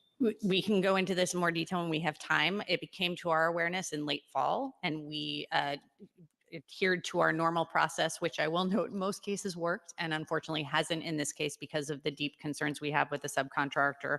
When we were made aware of non-payment by the subgrantees, we worked with the grantee to execute that. We were actually given some promises about payment that were not fulfilled.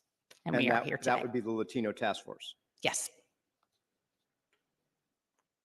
Thank you, Supervisor Preston. Thank you, Ms. Thank you. Phillips. Before you leave here, so has OEWD requested an audit of the SF Safe grants? So there's two, in terms of performance assessment and monitoring, which is not a formal audit, we do that ongoing with our contracts.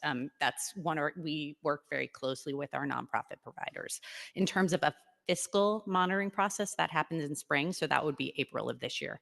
We did perform fiscal monitoring on the previous commercial corridor safety grant, the closed one, in spring of 2023 before that contract closed. And anything new just in light of all of the information that's come out from the controller's audit in terms of requesting additional review? We don't have the ability to look at their ledger until we go through that fiscal monitoring process that would happen in spring, so yes. I'm not sure what you mean by anything new. Just requests for, SFPD requested an audit when they saw some red flags but that only covered SFPD's contract. So I'm trying to figure out if you and to be requesting. clear, we have not, this is a deliverable-based contract. The flags here were non-payment of subs, which we have been working to deal with. And as noted by SFPD, we sent a joint letter with the police department requesting information so that we can follow up and hopefully get those subs paid. Thank you. And then Vice Chair Stephanie. Thank you, Chair President. I don't have any questions out of respect for the integrity of the criminal investigations and the people waiting here for item number 4, but I just wanted to say one thing. This is disappointing at best. There are many failures here, and I was struck by something that Ms. Wong said in response to one of President Peskin's questions when she said every department has their own process for reviewing contracts and grant agreements. And this is exactly why I've been working on my nonprofit accountability legislation for over a year now. We've been working with nonprofits. There's people in this room that I've been working with, the controller's office, and reviewing past attempts, like in 2003 when Supervisor Maxwell also convened a task force on these issues. That will be back in Rules Committee on February 26th, and I look forward to this going to the full board. And I think, too, that this is a case study of exactly why my legislation is so necessary, much like the legislation that I did back in 2021 when we created the admin code, chapter 21G, which is grants governing the awarding of grants by granting agencies. That became effective January 1st, 2022. And that legislation was also created in response to an audit showing that over a 3-year period, our departments granted over $5.4 billion in awards and grants, over 5,000 of them without any transparency, open solicitation, or competition. So I just, want to say that that legislation really takes into effect a lot of what we've seen here today. It directs the controller to adopt citywide performance standards that departments must comply with when contracting with nonprofit organizations by November 1st of this year. And the controller's office will also be required to establish standards that would create a process departments must follow when entering into and managing their contracts with nonprofits and reporting monitoring results to the controller. And also it requires annual fiscal audits of nonprofits. What I found is that the lack of citywide controls is why we are in this mess and why I think this legislation is so important. There's absolutely no consistent oversight for these contracts, as we've seen today, which I think leaves the public dollars vulnerable for misuse. And I will end it there and just say I look forward to that, and then our next hearing on this. Thank you. Thank you, Vice Chair Stephanie. President Peskin, one more before Just we go to one public last comment. question to Ms. Dennis Phillips, which is relative to the existing contract. Where are you at with termination, or what your next step is? So as noted, we cooperatively with SFPD sent a request to the SF Safe board requesting information about payment of subs and payment of their employees. That deadline for response is today. As of yet, we have not received anything. We have not determined that we are going to close the contract, as SFPD stated, only because we are working with the city attorney to make sure that when we do so, we have exhausted all our remedies to get those sub-grantees paid. Right, which doesn't mean that we are going to pay again. It means It that does not. It does not. We just don't want to close the contract if that closes the door to getting payment from SF Safe for those subs. Got it. Thank you, Ms. Dennis Phillips. Thank you, Mr. Chairman and committee members. Thank you, President Peskin. Let's open public comment on this item. Yes, members of the public who wish to speak on this item should line up now along the side by the windows. All speakers will have 2 minutes to speak. Can the first speaker? Here. come Hello, forward? everyone. My name is Joanna Hernandez. I am one of the executive members of the Latino Task Force and chair of the Reentry Committee. We trusted SF Safe. We were under the impression that they were a secure partner, especially being under the police department. We are so brokenhearted that people lost their jobs after getting over a horrible pandemic, including those who recently just got home from jail and prison, who are trying to stay alive and free. Having a safe and secure employment is key to someone's reentry and to community and public safety. Children's parents are now out of jobs and now need our community's help. We requested in June to cut from this contract. Latino Task Force also had an MOU with SF Safe and they refused to honor it. It is very heartbroken what we are going through, from the bounced checks to non-communicating with LTF. And we are here because we want answers and we want to get paid. Other members of the LTF wanted to speak today, but in honor of line item number 4, we want to just respect the space, but we hope that something happens out of this. Thank you. Thank you. Next speaker, please.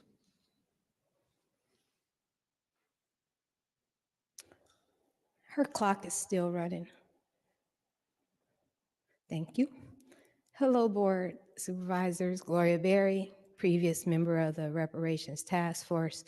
As far as this SFPD matter, I really highly suggest other grants they get are looked at, specifically grants based on how many stops they make a year. Those are pretty frightening to me. Also, just a little comment, I think that $3 million could have went to the reparations office. I do have concerns about police investigating themselves. I hope there is someone independent involved in this investigation. Also, it ought to be criminal to have a solution, which is reparations, to so many atrocities, yet we keep throwing money at nonprofits that don't yield results in the community. Citywide oversight is needed. but then I don't have confidence of friends hiring friends that will gatekeep. Hope this sends a clear message to other people that get money and do the little backpack giveaways, the little turkey giveaways and whatnot, but yet getting brand new cars and all these type of things, and the community never sees the money. I just left South Africa last year, and all that money that was raised through the Nelson Mandela Foundation, when I went to the poor neighborhoods, they said that money never reached them. It's always people at certain levels that get that money and don't help the community. So like I said, I hope this sends messages to nonprofits out there that are just pocketing funds that need to help people. Thank you. Oh, happy Black History Month. Thank you, Ms. Berry. Next speaker, please.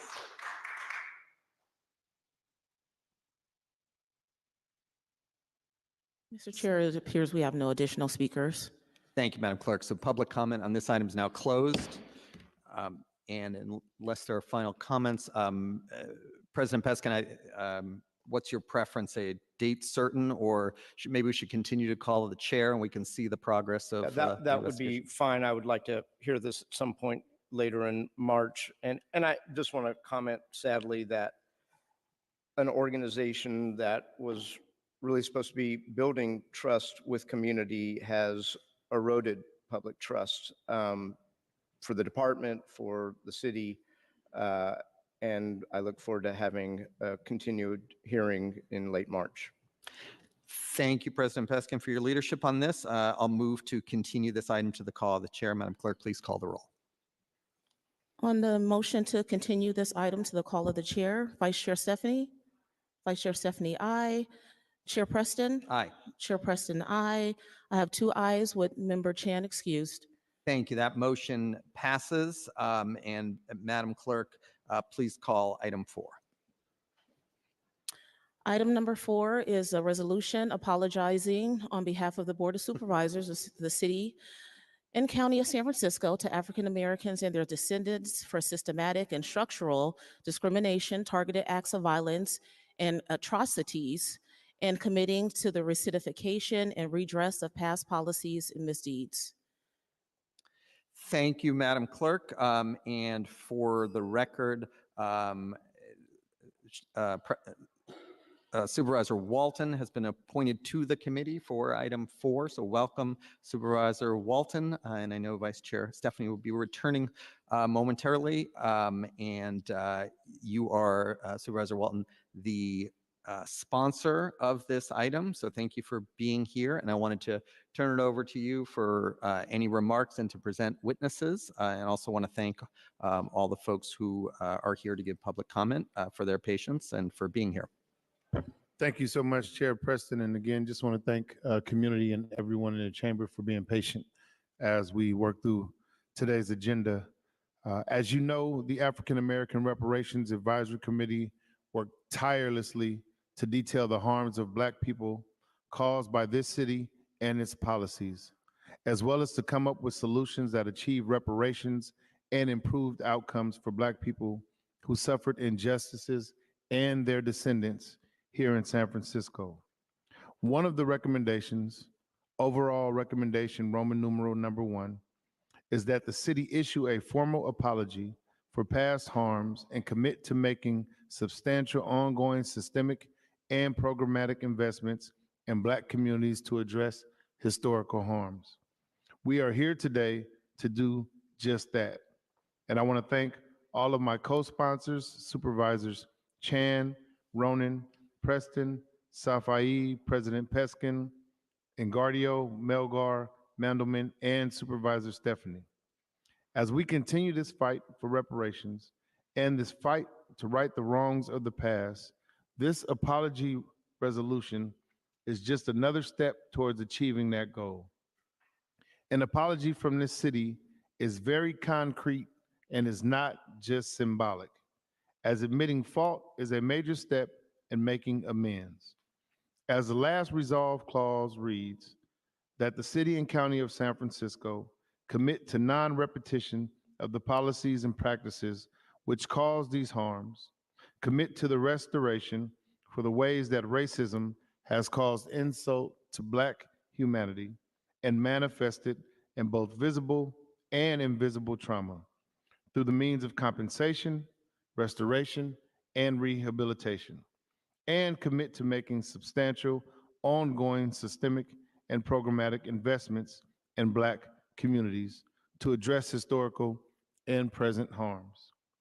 First, we will hear from Human Rights Commission Director, Dr. Cheryl Davis, and then we will hear from the Chair and Vice Chair of the African American Reparations Advisory Committee, Eric McDonald and Tanish Hollins, and then we will open up the floor for the public after, of course, if my colleagues want to make some comments as we fight to continue to make sure that this requested apology is formal here in San Francisco.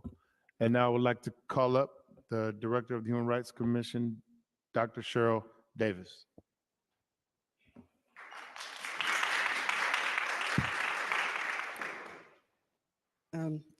Good morning. Still 2 more minutes. I want to first and foremost recognize and thank Supervisor Walton for his leadership and for his consistent push for this work, even at times when he had to stand alone. So thank you so much, Supervisor Walton.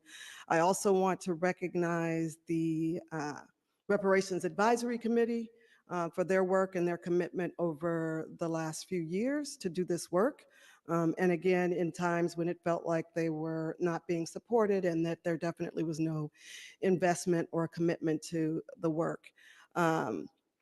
So there were, as you all well know, over 100 recommendations that came through the process and through the committee.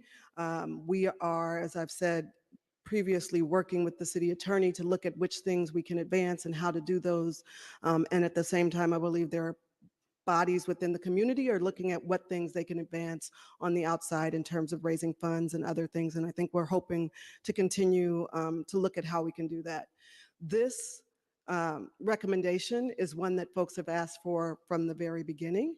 It is one that in other places, folks have really struggled with the process to put that forward and what that means. If I could, just in terms of, I wrote down just a couple things that Supervisor Walton called out, and even when I think about what's in this this document, in terms of systemic structural discrimination, targeted acts of violence and atrocities, and committing to the recidification and redress of past policies and misdeeds, I think what I really struggle with is, yes, the apology needs to address past harms. And I'm hoping that in so doing, that we also realize the practices and the policies are the things that we still continue to do today that perpetuate the harm. Whether that is being mindful of agendas or being mindful of like the optics of how we do things and how it causes people harm. Just in, case in point today, I know some folks felt a certain kind of way to have to basically listen to, excuse my vernacular, like a Black woman be dragged just before we have a conversation about reparations today and apologies. So I just want us to be really mindful of how those things appear, right? Like we're coming here to ask for people to apologize for the things that have been done, but not realizing that it triggers, right? Because we all know that sometimes things happen and they are rightfully wrong. And sometimes things happen and folks get called out because they're Black. And so I just say that because I think all of us in any position are always worried about what's the one misstep that we're going to do as Black people that's going to be used to like demonize the whole Black community. And so I just say that as we talk about apologies and why it's so important is that it reverberates in a way that we don't realize and understand, that folks feel a fear and trepidation to walk out of their house and be Black, and to be Black and make a mistake is almost criminal. And so I say that is a very real, that is a very, I think the apology goes a long way. I think people want to be able to hold on to something that says that you realize and understand that there are impacts to the things that have been done, the systems that have been created, and the things that we have to sit and endure that are almost kind of reminiscent of watch yourself because you might be next. And I think that that is why this is so important. And I'm so grateful that you all are willing to even entertain the conversation and be ready to like look at not just what has been done, but maybe the policies and practices that we continue today that still continue to have an impact and cause harm and fear in the lives of Black people. So thank you so much, Supervisor Walton. Thank you so much, Chair Preston and Supervisor Stephanie, for holding this space and for moving this work forward. I know it means a lot to the community, but also a lot to the committee, who is feeling a lot of them as if the wind has been knocked out of them because the resources were not allocated, the commitment was not done. This is one of 15 things that we're working with the city attorney and the supervisor's office to advance, and we hope to see this happen. Thank you. Thank you, Dr. Davis, and thank you for making sure that we have a conversation about not only what's happened in the past, but what continues to happen here in this city when it comes to the injustices that we suffer as a Black community. I'd like to call up Chair McDonald and Vice Chair Hollins.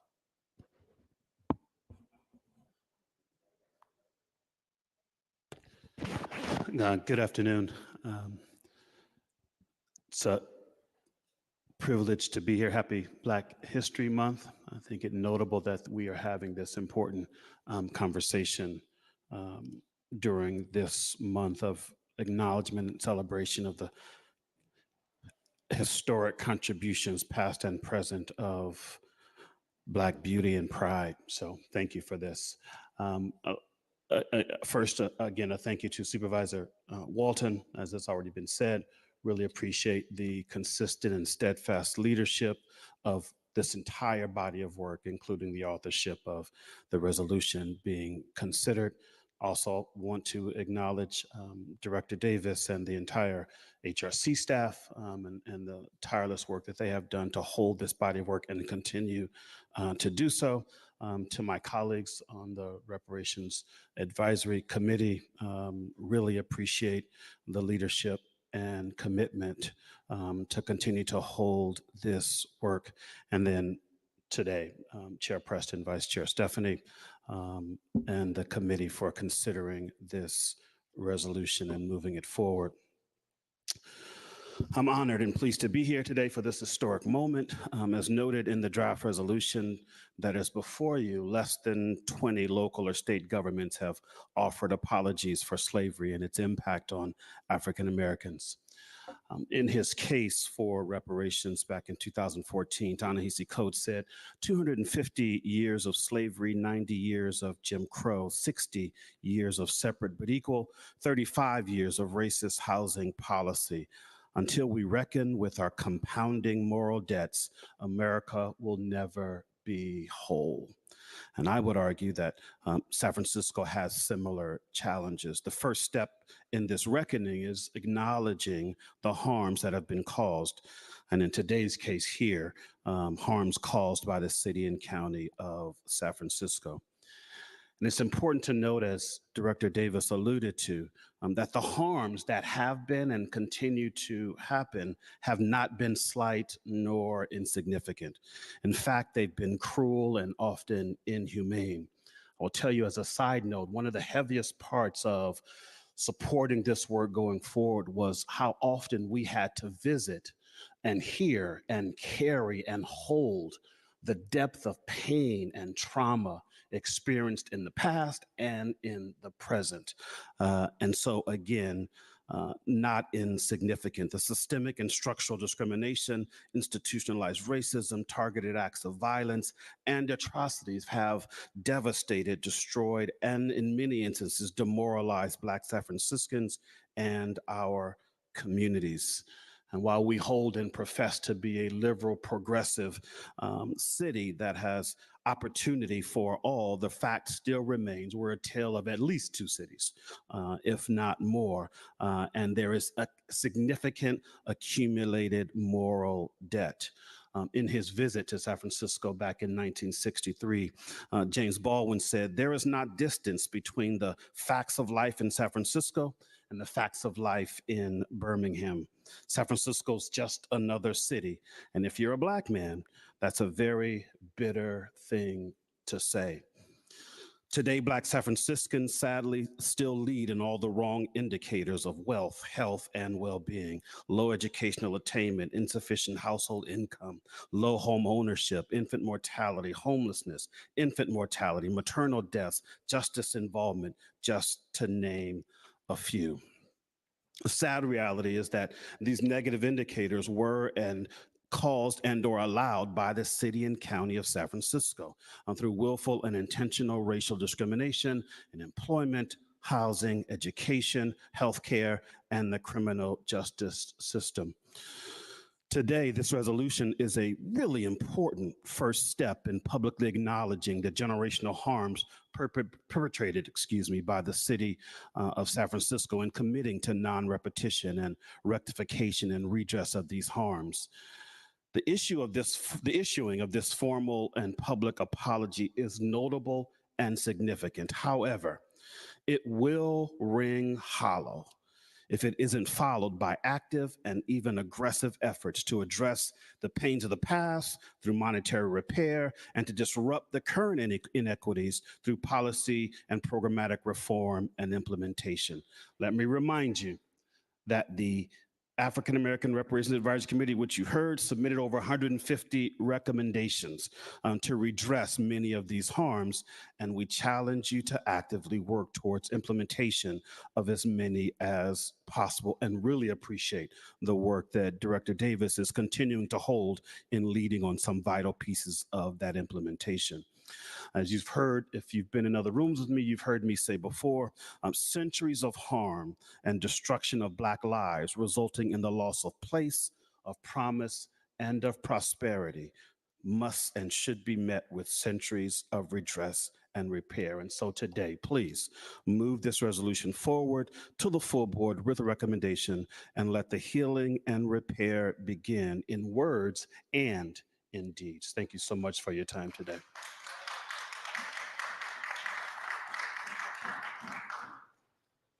Good afternoon. Thank you so much for the time. And thank you to Supervisor Walton for your continued leadership on this issue. I did not write a long speech. This morning has been incredibly difficult, not only to sit and hear of the continued harm that our community experiences, but the failure of leadership in systems across the board. So I have a couple of things to offer. One is, my grandmother taught me that when someone owes you an apology, usually they know it, and you don't have to ask for it.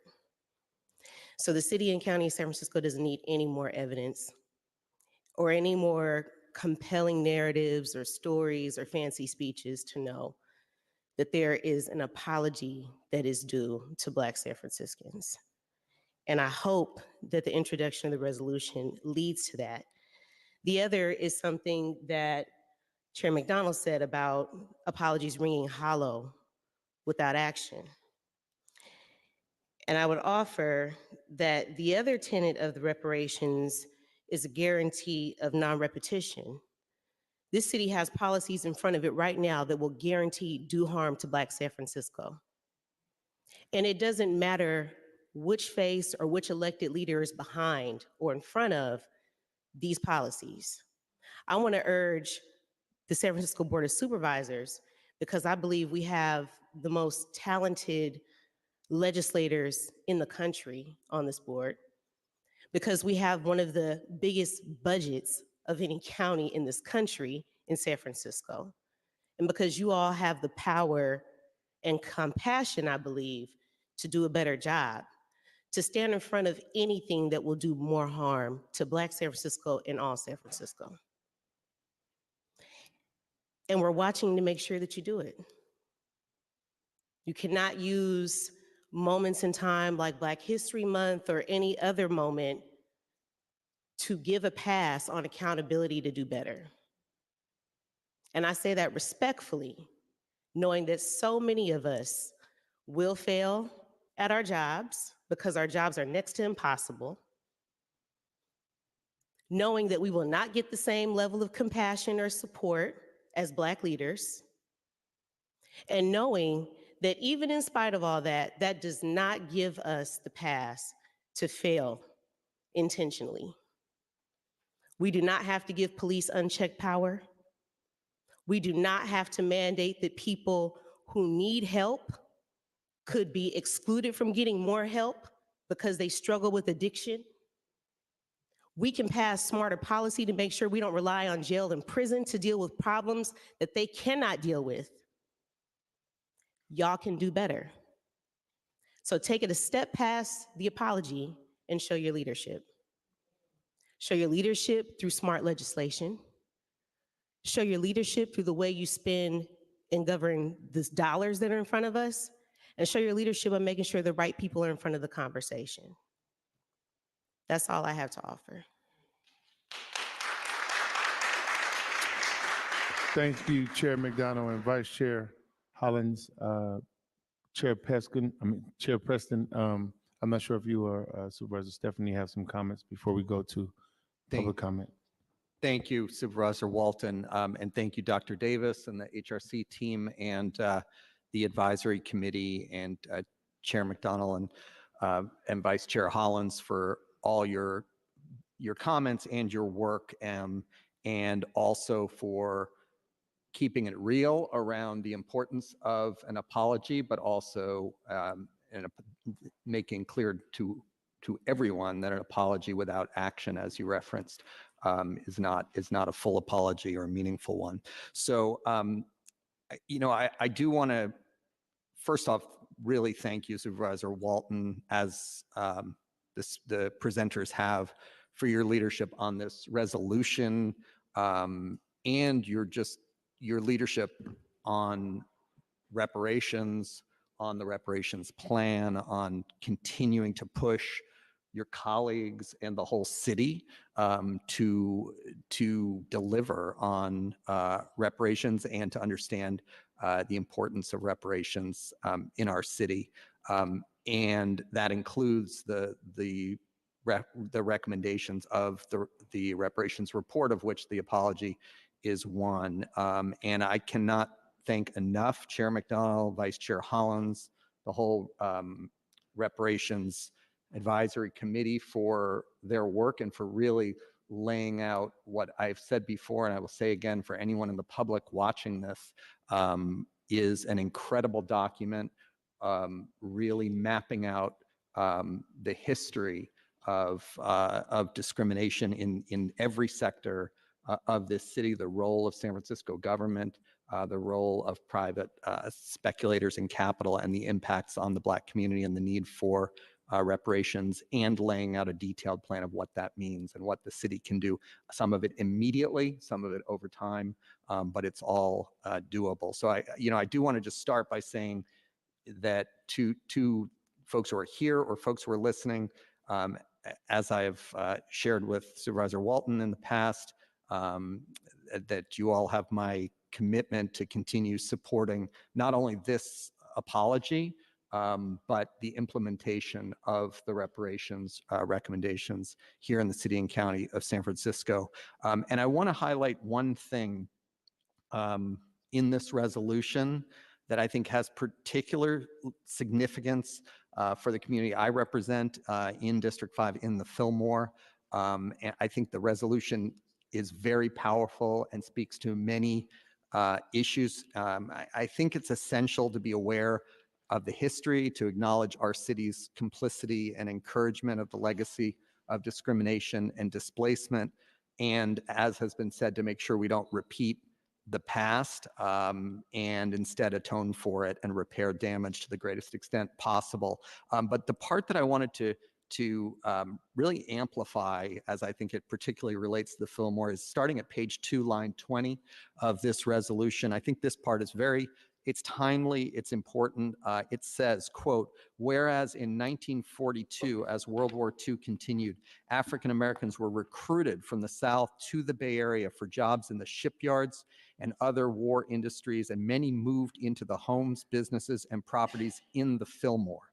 And whereas in 1947, the San Francisco Planning Commission submitted a plan to raise and rebuild the large zone in the Fillmore encompassing 36 blocks. And the following year, the San Francisco Redevelopment Agency was founded, which subsequently used redlining and the Planning Commission's proposed plan to institute, quote, urban renewal in the Fillmore and Western Addition, which had become a vibrant Black neighborhood, but that was deemed, quote, blighted by San Francisco authorities. And whereas over the next 20 years, in the name of slum clearance, many homes were razed, businesses destroyed, and more than 10,000 Black residents were displaced because of the policy. I will not belabor the point here, but I will just say this.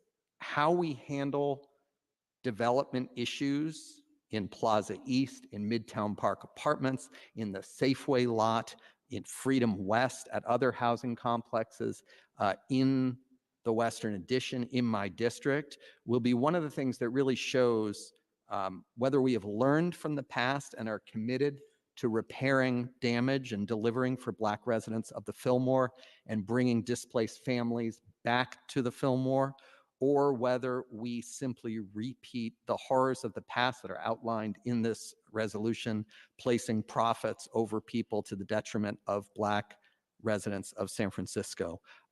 So it is always sad to see history repeat itself in bad ways.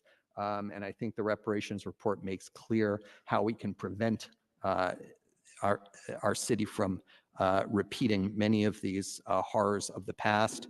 I believe Vice Chair Hollins identified some of those ways where we're currently undertaking policies that make things worse for Black residents of the city. I think the statement that an apology is hollow without action could not be more accurate and is 100% consistent. I say this as a parent. In our schools, we are teaching kids restorative justice, right? We are teaching kids restorative justice. That is not just issuing an apology, right? But it starts with one. And so I want to thank Supervisor Walton for moving this resolution forward. I'm very much looking forward to the public comment on this. Supervisor Stephanie, any comments before we open it for public comment? No, I just think it's important for me to hear from everyone else before I speak. Great, thank you very much. Let's go ahead and open up public comment on this item.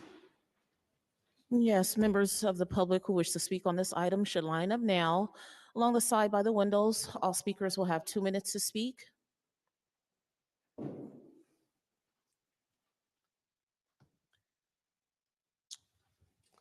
Welcome, Reverend and former Supervisor Brown. Mr. Chairman, members of the committee, ladies and gentlemen, I could easily say amen to what has already been said. But I must speak for myself. And I must speak as president of the National Association for the Advancement of Colored People here in this city. And first of all, remind us that it was in 2019 that the NAACP introduced to this very chamber the idea of reparations with a substantive, comprehensive plan. Secondly, we appreciate, Mr. Walton, your endeavors. For you are that legislative arm for this Black community. Thirdly, it's time we not take steps. We morally ought to be taking grand leaps for what this city has done to Black folks historically going back to the 1850s. We have already a repeat of the same evils, horrors, hardships, and hellish moments. And how can we show amends? Remember that man Zacchaeus in the good book, when he met Jesus, he showed fruits of repentance. An apology is not enough. An apology is just cotton candy rhetoric. What we need is concrete actions. Action number one right before us. This board has a moral obligation to make sure that Allied Development Corporation doesn't turn over one spade of dirt there in the Fillmore if you are sorry for what has happened to black folk. Safeway got that land through the redevelopment agency. It was cheap for them.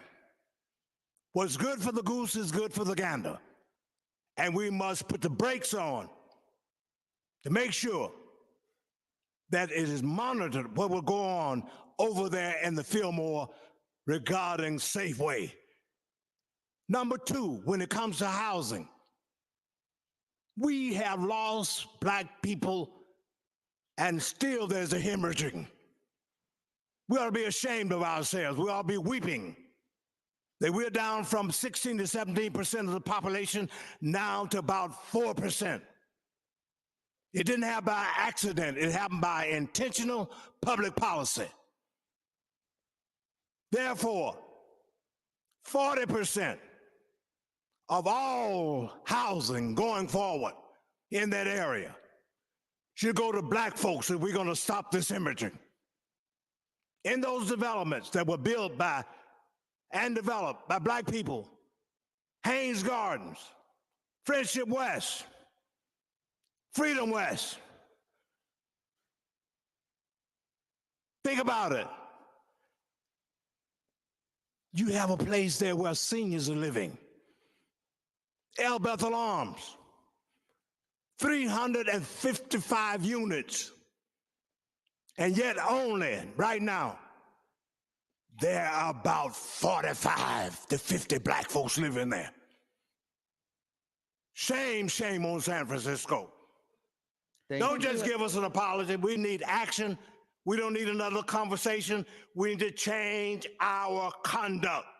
And when we change our conduct, then you will show that San Francisco is truly a progressive, liberal, inclusive, and a place where one can find refuge and leave your heart in San Francisco.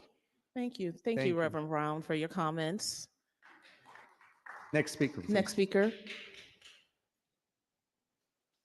Thank you, Gloria Berry. First, I do want to thank Supervisor Shaman Walton for being the lead on reparations.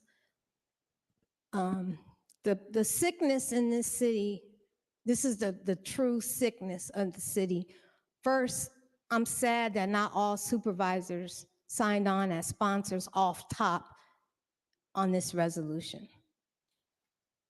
I believe that when people are running for office, if you mention anything about helping Black people, you will lose. So a lot of people running for office feel if they stand by reparations, they will not win their next seat. And that's the sickness of it, that is political. We got a little love when what happened to George Floyd happened. I mean, I remember being so excited to see in the marina people holding Black Lives Matter signs. That was amazing to see District 2 care about Black people.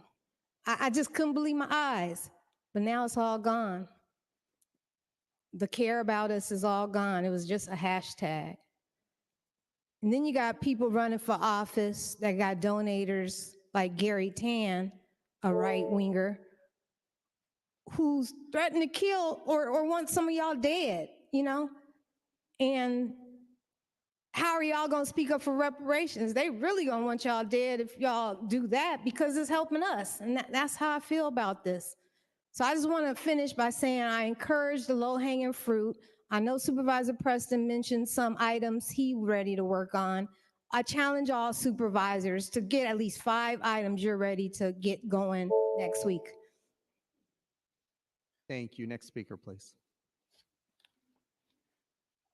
My name is Salah Hakuya Chandler, and I am very, very disappointed to this situation. It's an insult as far as I'm concerned. And the evil and the wickedness that's going on concerning this particular topic for the reparations of my community, my people, my nation. It's absolutely wicked. And the issues that I have a problem with right now, it's not to the Board of Supervisors. It's to you fake Black leaders. That's what I got a problem with. The reason that we don't have reparations is because every one of y'all is getting a paycheck. And you're not feeling the pain of my people suffering. Young people is barely making it. You use the word hemorrhaging, they're barely making it with the little income that they have.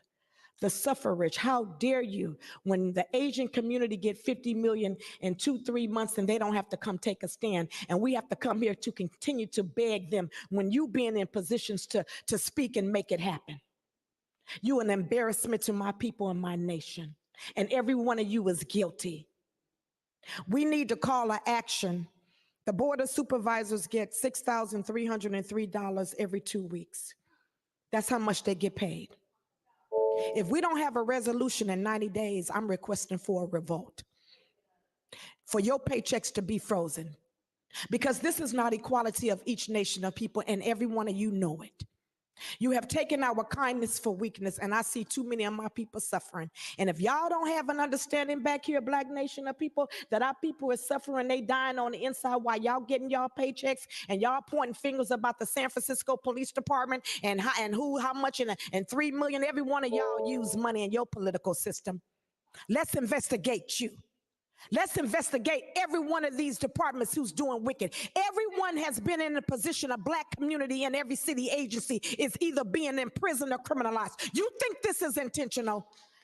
You think we don't have any eyes to see what the hell is going on? Let's start investigating these corporations who's getting money. Let's talk about everyone in the city. Thank you so much. Thank you so much for your comments. Next speaker.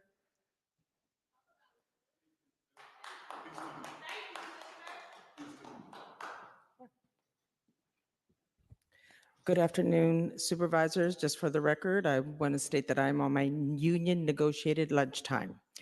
And I also want to ask forgiveness to all the people in line because I do have to run to work. So thank you for allowing me to be in front and speak here. First, we want to honor the ancestors of this land, the Ramaytush Ohlone. We want to thank you, supervisors, for the apology, the first of many steps.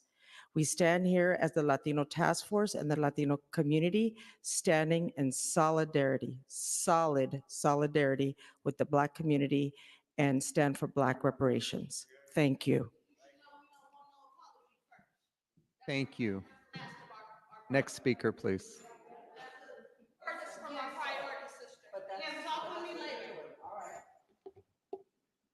Good morning, I guess afternoon. I'm Deputy Public Defender Brian Cox. I lead our office integrity unit. And I'm here because I think this is important work that you all are doing, and I think this is historic work. But as so many other speakers have already commented, without action, this rings hollow. And so for me, as I look at it, I talked to my dad recently. He lives on the East Coast. He used to live in San Francisco. And he called me when he heard about this. He's like, hey, Brian, you think I could qualify for that? And I said, Pops, no, probably not, but shout out Pops if you're listening. But it's important to him. It's important to him because when he was here, he would knock on doors to try to rent an apartment, but was turned away. So much so that he had to recruit his white friends to go rent the apartment for him, only to be rejected once he showed up. Same thing happened when he worked downtown in the mailroom. All the insults, all the prejudice, all the discrimination. And so he goes to his city government to seek redress, to seek help, only to be met with indifference and closed doors. That's intentional. That is deliberate. And so I think what's important here is to focus on what are the solutions that you all are bringing to the table beyond mere rhetoric. What policies, how are we investing our dollars? Right now, we have policies that we know will cause harm to the Black community. Where is the action to end those policies? Where is the action to bring resources to the communities that have been underinvested in for generations and decades.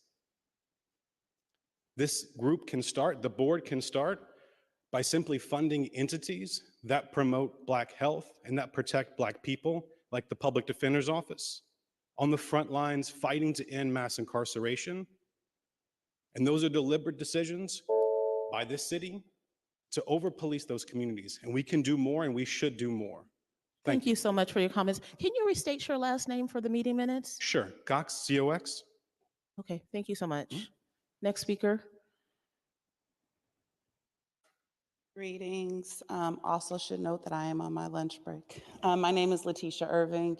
I had the honor of sitting on the Reparations Advisory Committee, and I want to start by just saying ashe, amen. I will say it for you, Reverend Brown, to Chair McDonald and Vice Chair Hollins. I'm going to echo and double down on everything that was said.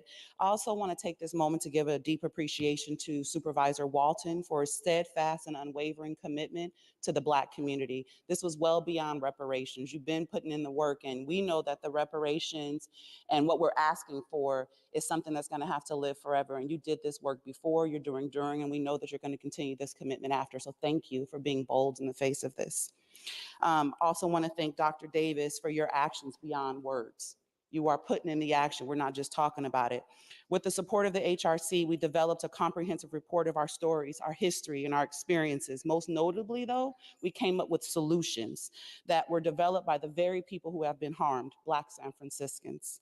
Knowing that very few of our recommendations are currently being actualized does actually feel like a gut punch. It feels like I feel further harmed, like a revolving door of trauma to say, you put in all this work, you've talked to your people, you've brought them here, and then we're going to say we're only going to do a couple things. And I understand that it is not this body that pushed back on all of that, but it is your responsibility to start walking the walk. Beyond the talk, what are we doing and what are we walking that's going to live beyond this moment?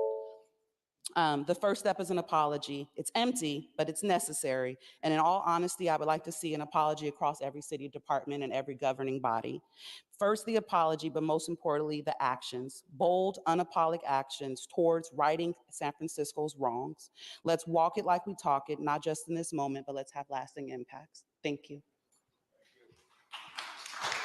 Thank you for your comments. Next speaker. Good afternoon. Good afternoon. My name is Lori Yamauchi, and I speak in support of this resolution. Although I speak as an individual, I am a member of the Japantown Task Force Board of Directors and an elder at Old First Presbyterian Church. I want to thank Supervisor Walton and the Reparations Advisory Committee and Human Rights Commission for their hard work leading to this resolution. The resolution cites the harms committed against African Americans in San Francisco. In order to redress and repair harms, an apology is an essential step. This apology, of course, is not unprecedented. The city of Boston passed a resolution to acknowledge and apologize for the role played by the city in the slavery of African Americans. In 2022, the National Presbyterian Church USA adopted a resolution offering an apology to African Americans for the sin of slavery and its legacy. Further, the US government passed the Civil Liberties Act of 1988, which apologized to 120,000 persons of Japanese ancestry who were forcibly removed and incarcerated during World War II, as well as issued reparations payments to incarcerees and their descendants.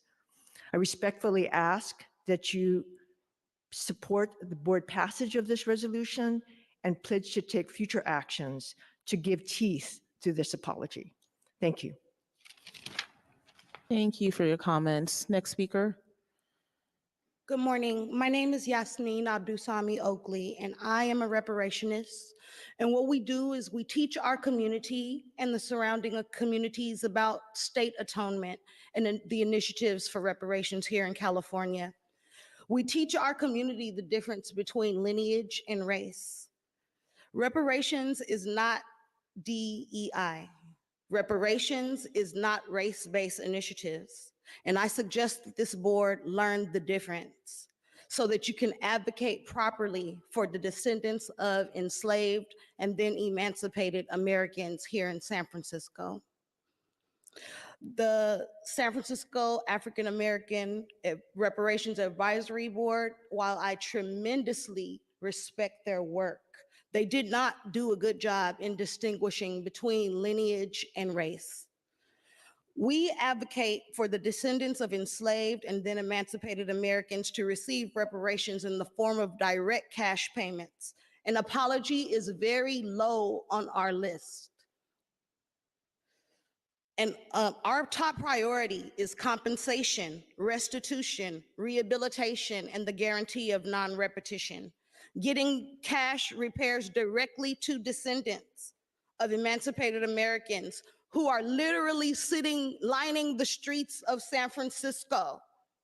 They are Americans. So I don't see reparations as a Black issue. It is an American issue.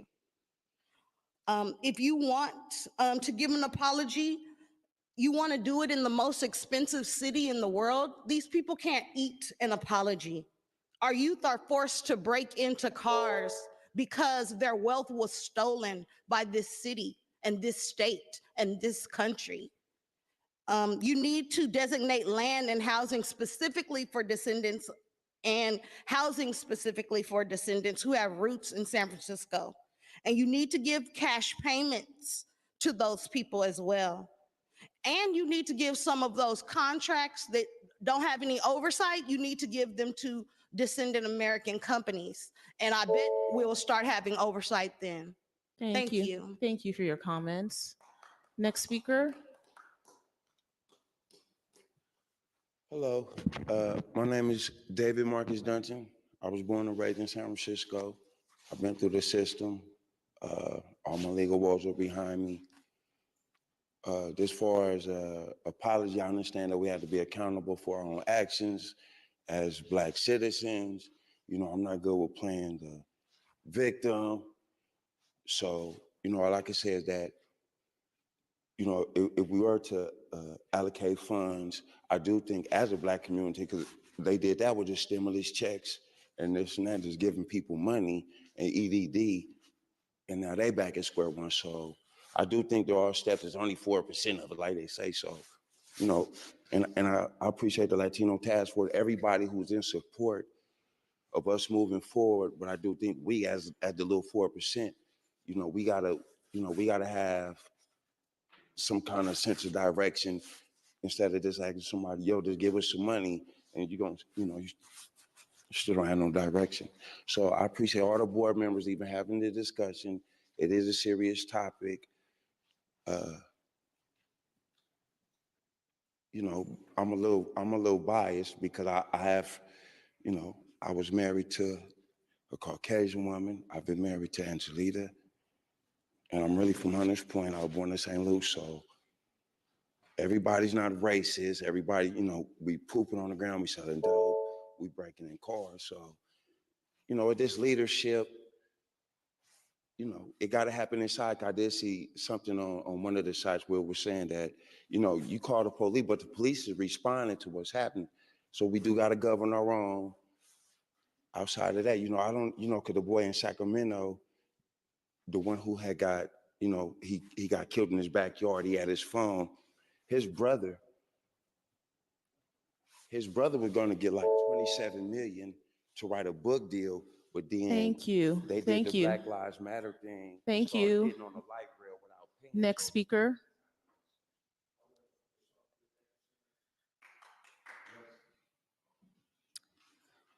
Good afternoon, committee members. My name is Nick G. I'm an advocate with Chinese for Affirmative Action. We're a civil rights-based organization based in San Francisco's Chinatown. Last summer, Chinese for Affirmative Action endorsed the San Francisco Reparations Plan and the recommendations that seek to redress that harm across the areas of economic empowerment, education, health, and policy for Black San Franciscans.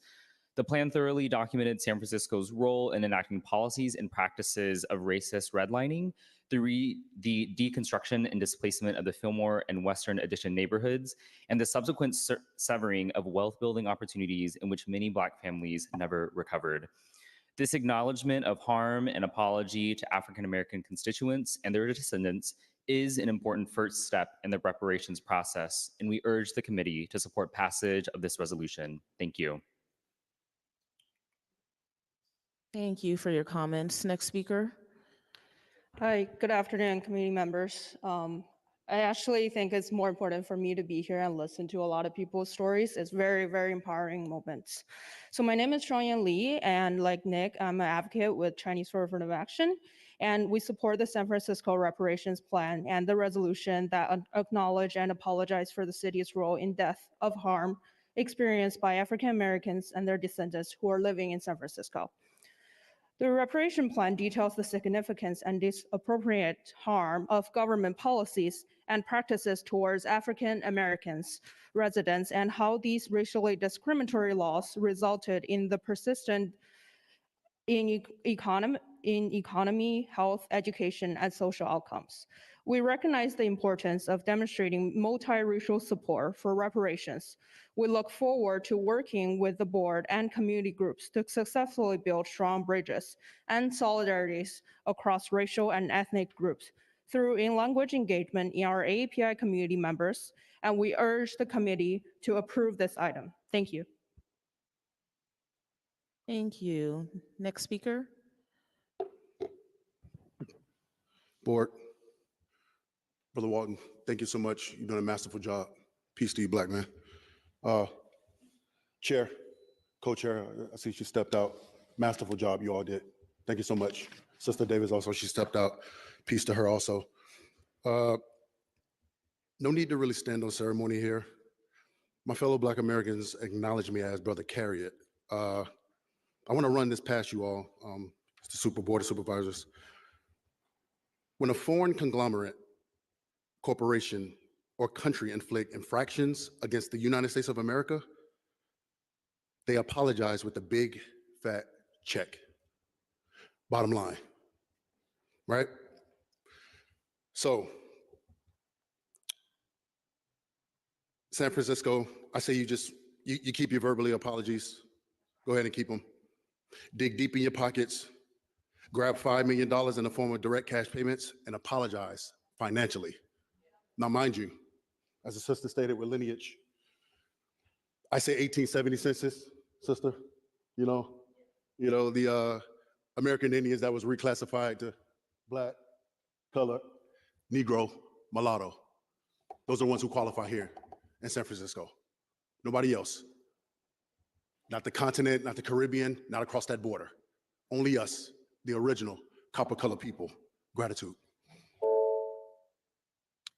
Thank you so much. Do we have additional comments?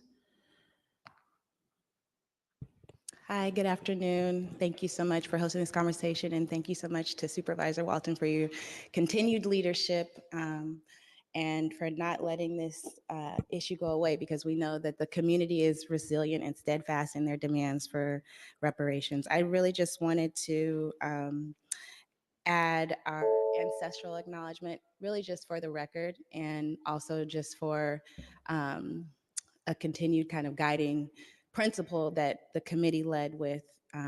So I wanted to read it here because it was something that Reverend Brown had asked for. In addition to saying we need to go back to the scene of the crime, he thought that it's most respectful to give reverence to our Black ancestors for the historic and ongoing contributions that they've made to the city and county of San Francisco. And it reads that we honor the gifts, resilience, and sacrifices of our Black ancestors, particularly those who toiled the land and built the institutions that established this city's wealth and freedom, despite never being compensated nor fully realizing their own sovereignty.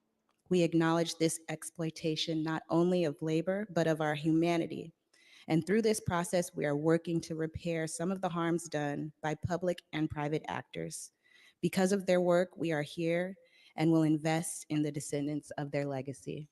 And so I definitely stand on the shoulders of so many who've come before me in being able to do this work with the city. And we look forward to continuing to work with the Board of Supervisors as the legislative branch of government to continue to move forward the hundreds of recommendations that the committee put forward. Thank you. Thank you. Would you mind restating your name or stating your name for the record? I would not. Brittany Chiquata. Okay, thank you. Do we have any additional public speakers? Okay. Chair, that looks like it concludes, excuse me, public comment. Thank you. Public comment on this item is now closed. Thank you to everyone who came out to speak on this item. Supervisor Walt. Oh, my apologies. Vice Chair Stephanie. Thank you. I just want to thank everyone for coming out, and I just want to make sure that everyone knows that as soon as Supervisor Walton mentioned this in roll call on February 6th, I texted him at 5:05 p.m. and told him I told my staff I wanted to co-sponsor that, and he knows that. The fact that my name was not on the list of co-sponsors does not indicate where and when I told Supervisor Walton that I wanted to co-sponsor this, and he knows that. And I just want to thank him for his continued work on this. I've been with him on everything with regard to reparations and all the work he's been doing. And just wanted to make sure that people know that I know that an apology is necessary, but not enough. And I will continue to listen to everyone on what is necessary, and will continue to work with Supervisor Walton on delivering that. So thank you. Thank you, Vice Chair Stephanie. Supervisor Walton. Thank you, Chairperson, and thank you, Supervisor Stephanie. And I do want to state for the record that Supervisor Stephanie did sign on as a co-sponsor right away. And so I want to make sure that everyone understands at times, sometimes things don't get recorded in real time. And I will always call a spade, but I also have to give credit where credit is due. And most certainly, Supervisor Stephanie signed on immediately. And I think just, as we look at today, as in every hearing that we've held around reparations here at this Board of Supervisors, we've had several people come in and, of course, provide public comment. We received several emails from community, and not just the Black community, about not just an apology being owed, but all of the work of reparations needing to be achieved here in San Francisco. So as we continue to push to improve outcomes for Black people in this city, this apology will bring us all closer to that goal. We definitely know that this is not the end all be all, but this is most certainly something that has to be acknowledged and has to be on record here in the city and county of San Francisco. I want to once again thank the African American Reparation and Advisory Committee, as well as Chair McDonald and Vice Chair Hollins for their tireless work on reparations. I also want to thank the Human Rights Commission under the leadership of Director Davis. And of course, I want to thank the entire community for your continued commitment, for continuing to hold our feet to the fire as the Board of Supervisors, because we will not just take that report and not move. I have 3 years left in office, and most certainly will be spending a good chunk of my time to make sure that we realize some of those recommendations. I also just want to say that as we go through this budget process, we are going to fight for resources to fund the Office of Reparations. So even though we suffered mid-year cuts, do not think that we won't continue the fight for the resources to fund the office. Also working on legislative and democratic means to secure funding for recommendations from the task force. So please know and understand that this fight is definitely not over.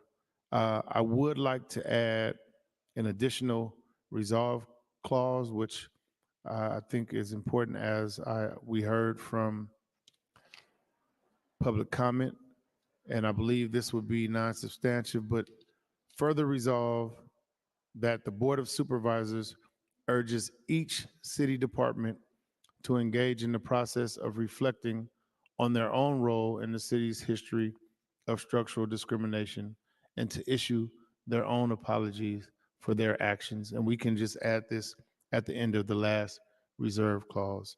And I do want to hear from City Attorney to make sure that this is appropriate and these are not substantive. Deputy City Attorney Ann Pearson, the proposed amendment is not substantive and would not require a continuance. Thank you so much. So with that, I guess I would move to add this amendment to the resolution. Thank you, Madam Clerk. Okay. Okay, so on the motion to amend, Vice Chair Stephanie? Vice Chair Stephanie, aye. Member Walton? Aye. Member Walton, aye. Chair Preston? Aye. Chair Preston, aye. I have 3 ayes. Thank you. And Chair Preston, I would like to make a motion that we move this forward with recommendation to the full Board of Supervisors as amended. Madam Clerk. On the motion to recommend to the full Board of Supervisors as amended, Vice Chair Stephanie? Vice Chair Stephanie, aye. Member Walton? Member Walton, aye. Chair Preston? Aye. Chair Preston, aye. I have 3 ayes. Thank you. That motion passes. Thank you, Supervisor Walton. Madam Clerk, can you call items 5 to 12 for the closed session, please? Yes, today's closed session agenda is comprised of items 5 through 12, which are 4 ordinances and 4 resolutions authorizing and approving various settlements of lawsuits and unlitigated claims in amounts ranging from approximately $35,000 to $9 million. Thank you, Madam Clerk. And these items are agendized for closed session. I've been briefed on them by the City Attorney's Office. I've gotten my questions answered, a few pending, but are not matters that I think I do not feel I need to review them in closed session, as I think they don't relate to the approval or non-approval, but just to some ancillary policy issues raised by some of these settlements. So happy to continue my conversations with Deputy City Attorney Pearson and the office, unless seeing Vice Chair Stephanie shaking her head, I think my intent would be to not convene in closed session. So I just wanted to say that before we open up public comment on these items. So let's go ahead and have public comment, and then we can entertain a motion. Members of the public who wish to speak on this item should line up to speak now along the side by the windows. All speakers will have 2 minutes to speak. Mr. Chair, it appears that we have no public comment. Thank you. Public comment on these items is now closed. And as mentioned, we are not going to move to convene in closed session. Instead, would like to move these items 5 through 12 with recommendation to the Board of Supervisors. On the motion to move items 5 through 12 to the Board of Supervisors with positive recommendation, Vice Chair Stephanie? Vice Chair Stephanie, aye. Chair Preston?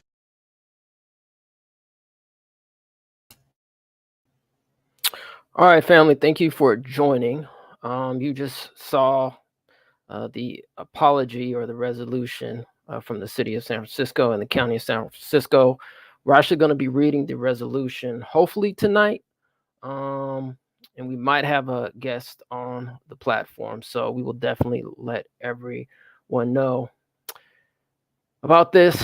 I know sometimes, we're always trying to fight for lineage-based reparations, and we're looking obviously for cash payments, but on this platform, we are an educational platform as well, and we'll be reading the resolution. So thanks everyone for joining. Hopefully tonight we'll be able to read it, and if not tonight, we'll probably do it tomorrow, but regardless, we're going to go forward and read it. So on that note, ladies and gentlemen, please go ahead and support what we're doing by liking, sharing, and subscribing to this content. If you haven't seen the Reparations Now documentary, please go forward and do so. And also, if you have yet to see the video about the California American Freedmen Affairs Agency and the cash reparations show, go check that out right now on Amend the Mass Media Group on our YouTube page. We would greatly appreciate it. And before we get out of here, another call of action is please, you can click on that QR code. Tell the California Legislative Black Caucus how you feel. Just hit that QR code. It's very simple. It's very easy to do. I'd like to give a shout out to the Coalition for a Just and Equitable California for setting that action up. So on that note, we are out. All right. Thanks again for tuning in. And as always, family, keep doing what you do. Be safe out there in them streets, on social media, and in your lives, family. All right. Thank you for tuning in. Much love and respect. And we are out. Peace and reparations. SB 490, introduced by Senator Stephen Bradford, is the first legislation that will create the California American Freedmen Affairs Agency. The CAFA agency is a recommendation from the California Reparations Task Force final report. Possible offices within the agency could include genealogy, strategic communications, data research collection, as well as general counsel with social services and family affairs. Tell your representative to support the upcoming 2024 reparations legislation. Find them at findyourrep.legislature.ca.gov.